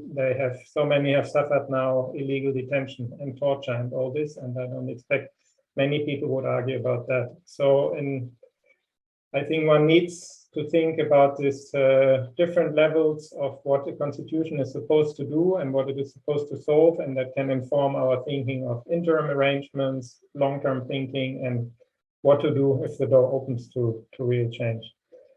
And fourth point is just very brief on electoral system questions. I think wherever we go, usually mostly in transition situations, people choose proportional systems because they feel, we need now broader representation and we do not want to quickly fall into logic of two parties, which you can often have in majoritarian systems, or it can also be a landslide just for one party, which many people don't think is a good start for a new democracy. At the same time, in many countries, we then see problems of complete fragmentation, and many transitions go wrong. People get very dissatisfied. There's no clear leadership and no good steering, and that needs to be considered as well. And we can build that into electoral systems through thresholds or through, proportional system, but with electoral districts, with de facto thresholds. There are ways to deal with that, but that I think is a bit our experience on that. I think that would be my kickoff for you, and I look forward to the discussion. Thank you very much. Спасибо, Михаил. Thank you so much, Mikhail, for such precious idea, considering our transit period as far as it really provoked certain concerns and a lot of discussions and debates. And I suppose that maybe our experts that are present have some questions or some comments. So if there are any comments or ideas, please raise your hands. We will be glad to listen to you.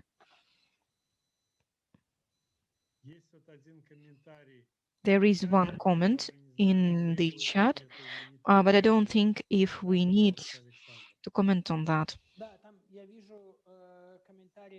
Yeah, I see that there is a comment from Rasto Kujal, and actually that is a very correct idea that we are talking about such aspects that defense of constitutional provisions and on electoral rights and on electoral code from being too quick for amendments that would be too quick and not exactly motivated, and that the ideas that are being prepared by the public committee and the electoral code that are being discussed, that they have the same vibe, and the project of our coordination with each other is something that we would like to be fixed by basic provisions of the Constitution, or considering the Electoral Code by two sequent parliaments that would be separated and divided by electoral procedures. And I suppose that that would be a response that is being questioned by Erasto, that that would be a possibility to defend the situation from two quick responses. And of course, to see the amendments in our legislature, considering the new coming electoral rounds, or the electoral rounds that would be pre-liable considering the political context.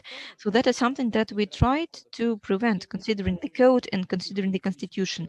So we don't see any political demands or situations in which the electoral legislature would would preview the changes of the whole electoral system that should, be taken just in one night. No, we suppose that we must hold new elections so that this topic would not dominate, and that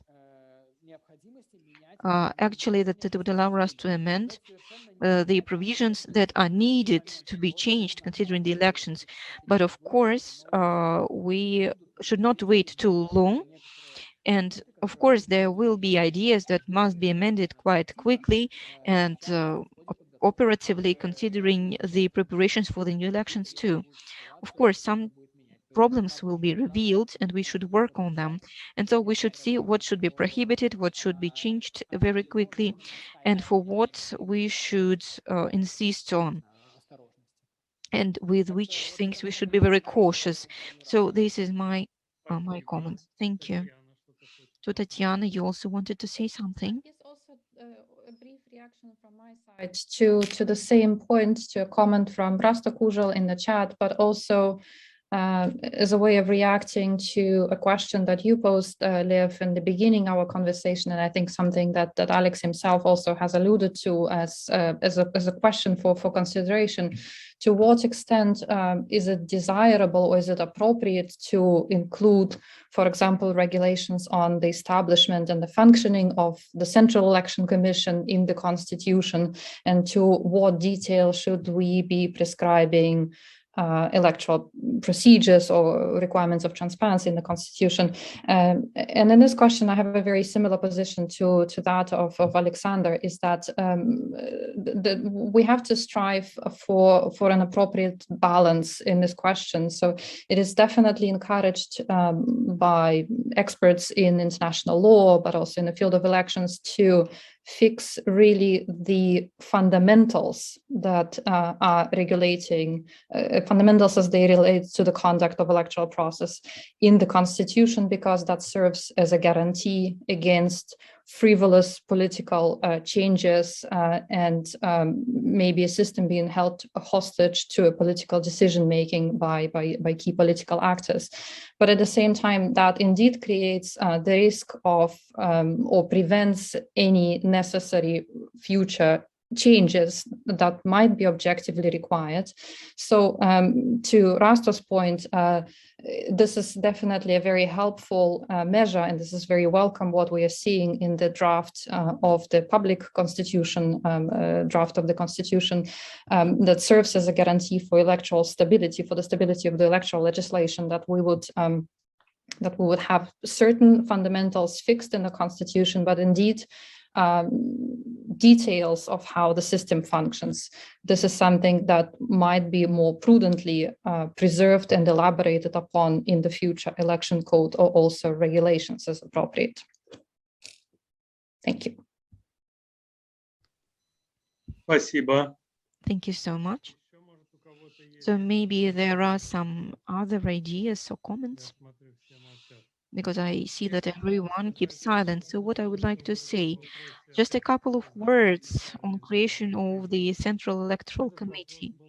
So this question has been the most discussed, and we have been discussing various ideas.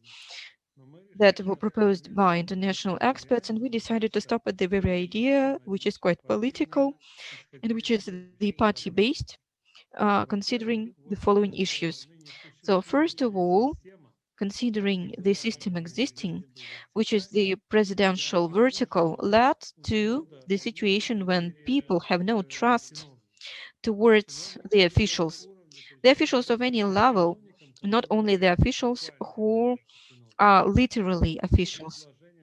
So we had the ideas to ask for attorneys for the law sphere and representatives from the universities and institutes. But all these people are in some sense incorporated into the already existing power and authority system.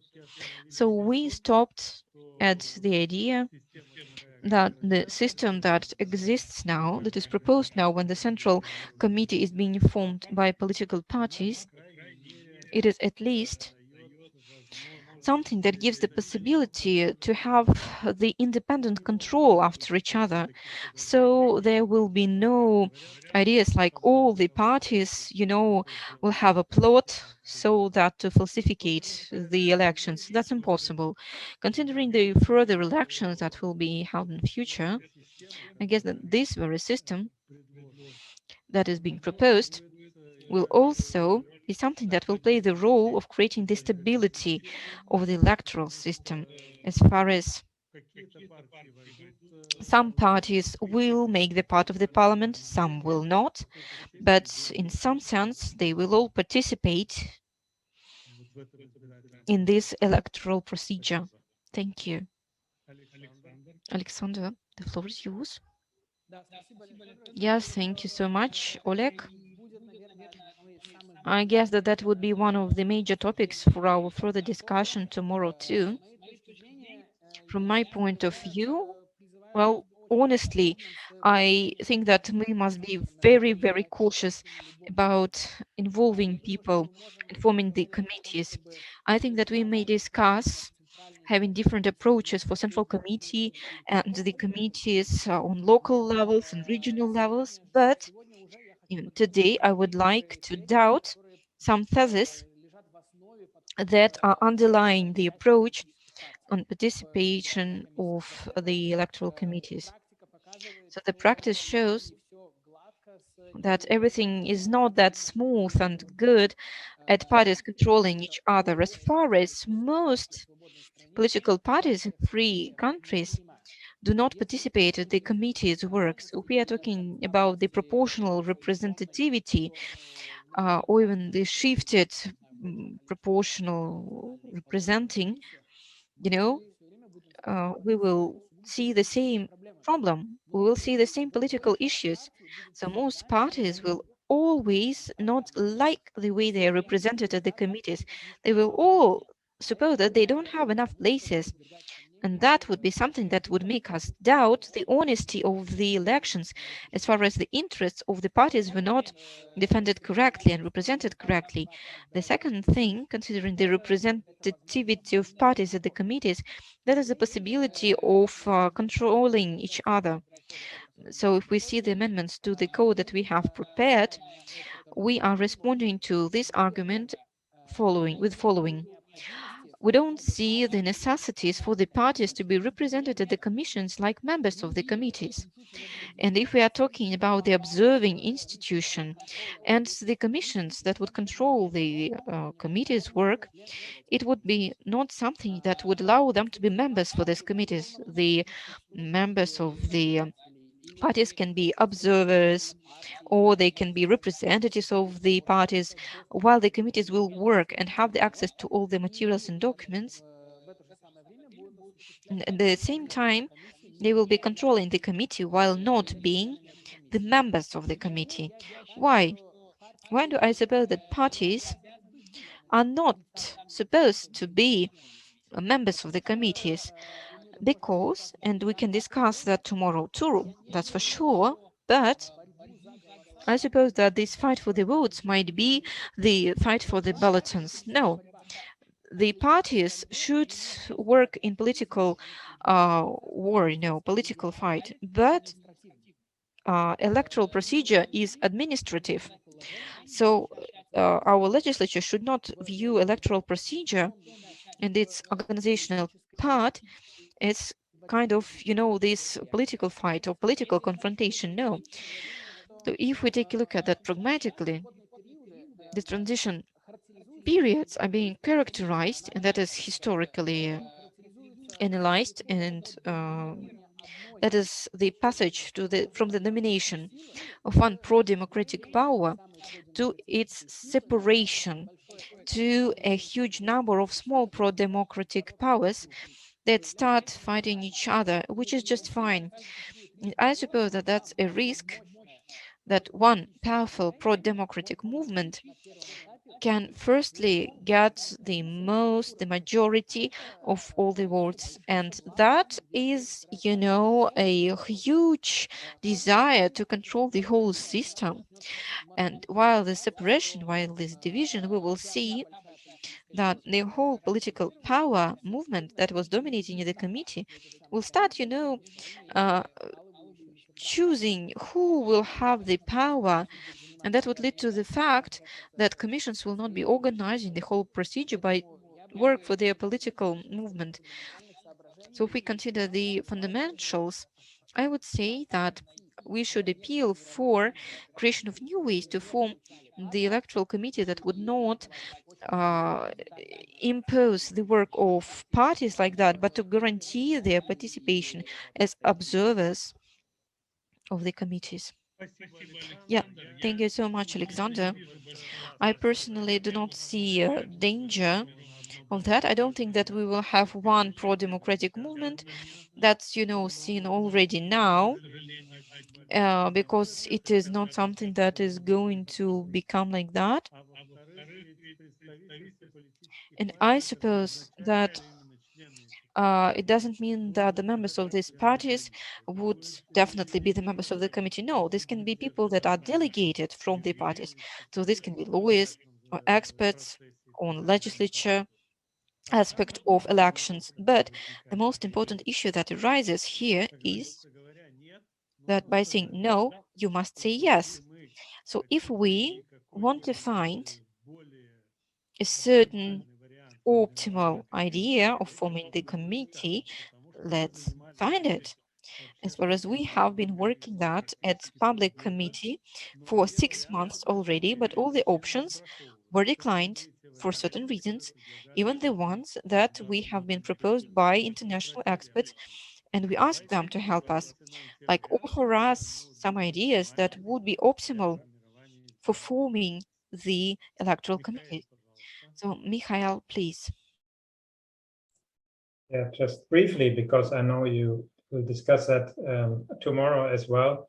But I think basically, of course, there is no golden model. There are many different models. Again, it's very much a context issue. If you trust an impartial administration, you can be relaxed if the executive runs more elections. If you don't, then you want other people in the room. And I think we have also very century-old traditions where parliaments say the executive cannot manage us and elections is our thing, and therefore we as parliament or parties should have the leading role. And you have others like the German model or the French model where it's actually very executive run because people don't have doubts that the executive is impartial enough to do the job. I think just so I don't know what is the best model, and I certainly don't know what would be the best model in a situation in Belarus. I just share one more model with you, which I find kind of interesting, which is Portugal, where the election committee is headed by a judge, a high-level judge. Then it has members that are delegated by parties, but they're not party representatives. So it says in the law, respected citizens or something like that, but a little bit removed from the parties, nominated but appointed by the whole parliament. And then you have the people from the various government departments also in the commission. So you have basically 3 different groups, and they try to achieve a balance. The one thing one should keep in mind always, I think, though, that election commissions really have to do a management job. And I have seen situations where there were too many lawyers in the room and too many judges who are not used to manage complex, big processes, and that we also need keep in mind it really has to be practical people as well who know how to organize a very complex process which moves very fast and has many bits and pieces. So you need good managers as well. Not easy to find the right model there, but I think all this needs to be considered. Спасибо, Михаил. Кто-нибудь хочет еще что-нибудь добавить к сказанному? Я думаю, действительно, Thank you, что эта Mikhail. тема, Perhaps somebody else would она like to очень add something, важная. because I think the topic is very Я important. думаю, что And I think that the discussion will last also during the tomorrow's sessions, and we will not be limited to the tomorrow's sessions. I think the process will be ongoing, and Tatiana needs to say something. Am I right? Yes, sorry, if I may, still on the same subject, just from my side, Lev, I think it's just a word of encouragement and to say that indeed there is no golden standard in terms of how the election administration is to be composed, but also to say that whatever choice you end up making, there would always be those that would find this to be a wrong decision, and you would always continue to hear that there are other considerations in favor of one or the other solution. But just also a remark on the question of political party representation in commissions, and we've been reflecting on this a little bit also in the context of Article 165, and these are the transitional provisions on the establishment of the interim election management body for the management of the early elections or the referendum. And this is where we were thinking the question of what would actually be the political parties, because the provision as it is envisaged now, that this would be all political parties that would be appointing one representative to election management body. And the question that we were asking ourselves, we do not yet know, this talking about the parties in the current legislature is one thing, but what would be the political parties that would be represented in the legislature later? How many parties would there be, and whether that body carries, whether there is a potential for that body to be so large that it might be unmanageable in terms of effective administration of the process. The question of whether the consolidation of democratic forces that is happening in our view, maybe, as you say, not to the point of there being one single force, but maybe that is something that could be taken into account in terms of opting for a smaller composition with key largest political forces that would be represented. And another component, I also think the independent component in the election administration. As you said, many individuals are now representatives of institutions. They are involved on one side at the moment. But again, given the increase in activeness in civic activity, we believe that there are also those that are sort of in that you would have the ability to find also qualified independent representatives to serve on the commissions that would be coming from the young and democratic movement that would be able to serve on commissions. And just to reinforce Alexander's point as well on whether this need to be really representatives of political parties as members with the right to vote, or whether this could simply be representatives with a consultative vote on the commissions, or whether parties could be represented through as being proxies or as being observers. So they would have an access to the process, they would be able to still play this mutual control function, however, not necessarily as members with the right to vote. Thank you.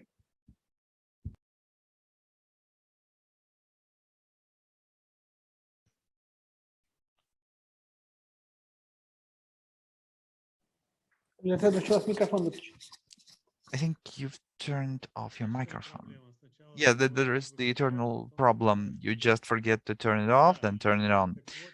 I beg your pardon. So yes, speaking about the topics that you outlined. I again do hope that we will discuss this question again and again, perhaps multiple times. And I think now we will let the floor to all speakers for the last remarks, so to say. Anatoly, the floor is yours. We will start from you. Thank you, Lev Fedorovich. And I think that indeed not everything is so undoubtedly. I would speak on the basis of political parties that are innocent. That means we don't have any reasons right now that everything will come along the black scenario. We could speak about the other situation, because what is our ingenuity telling us about the citizens? We cannot say that the citizens will be motivated to take part at the election campaigns. If we think about the policy as an important type of human activities, and this is the way of living, the parties will every time have constant motivations to take part at the electoral campaigns, be it the local, parliamentary, or run for presidents. They are motivated, and that means that in their motivation, they are motivated to work with the human potential, with the human capital, human resources, to search for new people into the parties, to take part as volunteers, and to be within the commission. They're motivated. But if we will exclude all the parties from this process, we may face the situation when there will be no people to form commissions. Because this forecast of motivation for participation in citizens, I think it would be a bit too much to ask from the citizens, because if now we look at the election campaigns in democratic states, we see that there is a decrease in interest to the political companies, and this is an objective process. And perhaps at first campaigns there will be 1 or 2 waves of interest that will encompass people who are ready to be assigned to certain functions, but it can go away. And the next topic, Central Electoral Commission, if we look at this, there we don't need the representative office. There is the principle of equal capacities and possibilities for all political parties, and there we see directly that it can be well balanced, take into account the interests of those who are the ruling coalition and who are the ruling opposition. And all the structures or the parliaments will be distributed into 2 groups, the majority and political opposition, as I said. And I was not taking part at the discussion per se, therefore I want to push here a couple of ideas. And still, I want to thank you for the possibility to take part in the discussion, and I want to tell you that the point of our interests are all the organic laws, and we have 18 of them, where we have a link to within the project of constitution of the new Belarusian, and we will have indeed interest to the code per se, and perhaps to the separate legislation, to the Central Commission, or to the referendums. And I want to thank you for this discussion, and let us build on it. And this is not the beginning, really, because we are working with this question, and for us this is just a new step. And again, thank you, and I want to wish you good evening. Thank you. Mikhail, the floor is yours. Thank you very much, Lev. Maybe just, I think, Alexander, you raised one point, and I hope I understood it correctly, about Article 16 of the Constitution, about elections that shouldn't be manipulative, and what does such a provision really mean? I hope I understood this question correctly. I just found that interesting because, you know, we have been dealing quite a lot with international law and what it says about elections, and we have good language in the International Covenant for Civil and Political Rights about equality and secrecy. But what none of these documents said, that votes should be counted honestly and there shouldn't be manipulation. And I think that's because it's so inherent in the whole idea of the process that nobody thought of writing that down. But if you have a history like Belarus had in the last decades, for me, it makes sense to be quite explicit in the constitution that that is a fundamental flaw of an election when it's manipulated. Of course, then you need to articulate the remedies for that. So, you wouldn't probably say because of one manipulation, the whole election was unconstitutional. You would have remedies, court proceedings that are now maybe part of the elections where this manipulation took place according to legal standards. So to me, it sounds useful actually to highlight that point, even though it may seem obvious. I hope I understood it right, what you were asking there. And then just small comment, Anatoly Levetsky said that turnout is quite low in many democracies. That's true, but also in some democracies in the last years, it has been coming up again. So we don't need to be totally pessimistic about that. I think it depends a bit on the feeling, I think, of people that they have choices. There's maybe too much polarization in some of our democracies, but the positive aspect has been that election turnout has increased in quite many democracies recently. Yeah, and I would finish maybe by just saying that these discussions for me are kind of reassuring. The situation doesn't always look very encouraging, but to be with this community of expertise and all of us who have worked for a long time, I think, to help creating real elections, genuine elections. It's good to feel that we keep this work going and that you do it in such a high level and with so much good thinking on Belarus. I think it's really encouraging, and I hope it will bear fruit one day and that Belarusians can live a free life and don't have to live in the lie that they're forced to accept, at least on the surface at the moment. So I hope we stay together and that one day we can turn all these things into practice. And thank you for the invitation. Спасибо, Михаил. Мы тоже Thank you, надеемся. Mikhail. We also do hope that in the future we will face very open and very democratic procedure of elections, and we will achieve this by any means. Tatiana, the floor is yours. Yes, thank you, Liv. Yes, I guess what this discussion has shown again, and in a way we've known it from the beginning, is that there are no easy solutions, and there are a lot of open questions that we have and we will continue to have. I guess the positive of all of it is that we are in this wonderful situation in a way to have this luxury to have an open discussion and to have an open reflection on what are the options that are available to us, and to decide what will work for Belarus and what won't. This is a luxury that many countries do not have, that have to take very quick decisions and to adopt and adjust legislation within short periods of time. So it is really welcome that these discussions continue among yourselves in various working groups, but also that you are open and reach out for advice from the international community. It is striking how little relevant international or how little applicable international experience and advice exists for Belarus, given a very specific situation.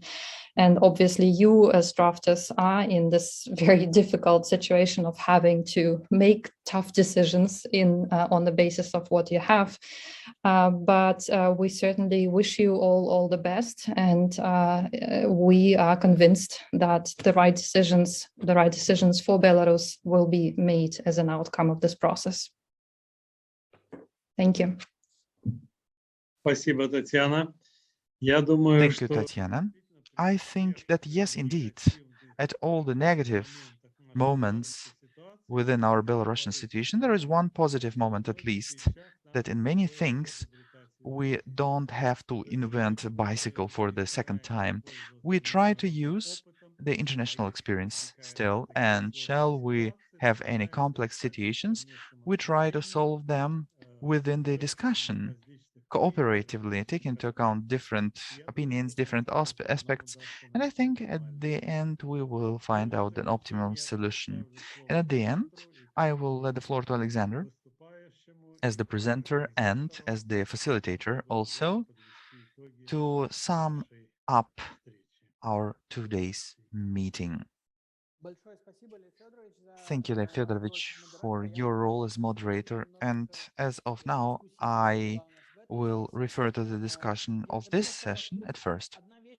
I think one thing that turned out to be more obvious for me is that we are obliged and we have to support further technical discussions related to all the elements that are touched upon in the project of constitution. And I think thanks to these discussions, we will be able to achieve the betterness, the better condition of our project per se, and which is politically important also compared to the things that are stated by the regime. We need to provide for the alternative that is per se good and is the best out of the possible. And secondly, I think that we need to discuss the technical moments. That Tatiana is right here, really. We have the possibility to invest some more time in this and to discuss all the moments from all the sides for us to, when there will be the new moment to build a new country, new democracy, to have facilitated discussions for us to know what are the compromises that we are ready to when we are building the life in the new country. Not everything will be as the ones or the others, I mean the participants of our discussions, like or want to have, but the more arguments we will have, the better it will be at the end. Please do understand me correctly. Somebody of us would like to live in the new country to build the democracy, but okay, we have this time, we can have these discussions and we have to use this. And I was really happy and I was waiting for this topic about the shaping of the commissions. And I think this will be a good icebreaker for the further discussions for tomorrow in many topics, but also to support further discussions in the future. I think it will be very interesting to speak about this with the experts from Belarus and from other countries. And I think that during the development of the code, we will ask for the opinions of the representatives of the elective organs from the other countries, and they are also ready to share their experience, not in terms of the laws, how to look like to be good, but also how to be drafted to have a well-functioning mode. And I think these are the people who have seen many problems with also good wording in the laws. And I think here we will also be able to use this as a time, use this time and to study on the experience of the others and not to make mistakes. And I would say that I am here rather optimistic that, of course, although it seems that people have no trust in democracy, they are not coming to show their votes. And I think on the first, on the second, on the N processes in the Belarus, in the elections, we will see more processes, more prospects, whereby the policy will not be the tool of deconstruction of the country or division within the country, but we will face the processes that will take into account as many people's interests as possible. And it's also very important, I will repeat my thesis, that was the starter. As of today, I do like that among our participants, we have the representatives of the civil society and of the groups who are working with the different people. I mean, women, I mean, handicapped persons, other organizations. I do hope that you will be with us together tomorrow because your input into the legislation should be put from the very beginning. And this is the very beginning, starting and saying thank you for this consultative process. We can formulate the interests, the framework supporting interests of the community in all ideas. And we are not only focused on the elections as the political tool. And here I think we may put an end.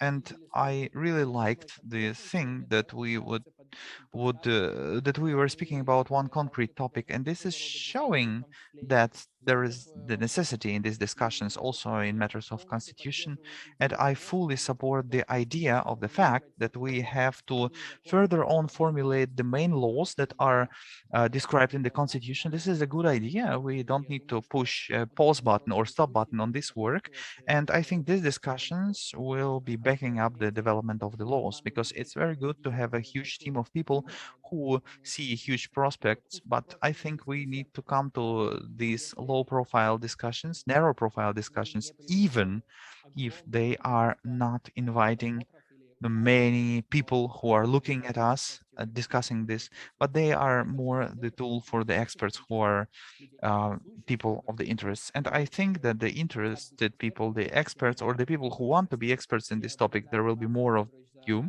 And again, Leon, I am happy that you are the moderator. I want to wish success for all the participants of today. And look, if it was interesting for you today to be a part of the discussion of the shaping of the commissions, and please be prepared that tomorrow we will have 12 of those topics, and there we are counting on details and thorough, multiple faceted discussions. And I think today we can finalize our day, and we're waiting for you for tomorrow's sessions. Thank you.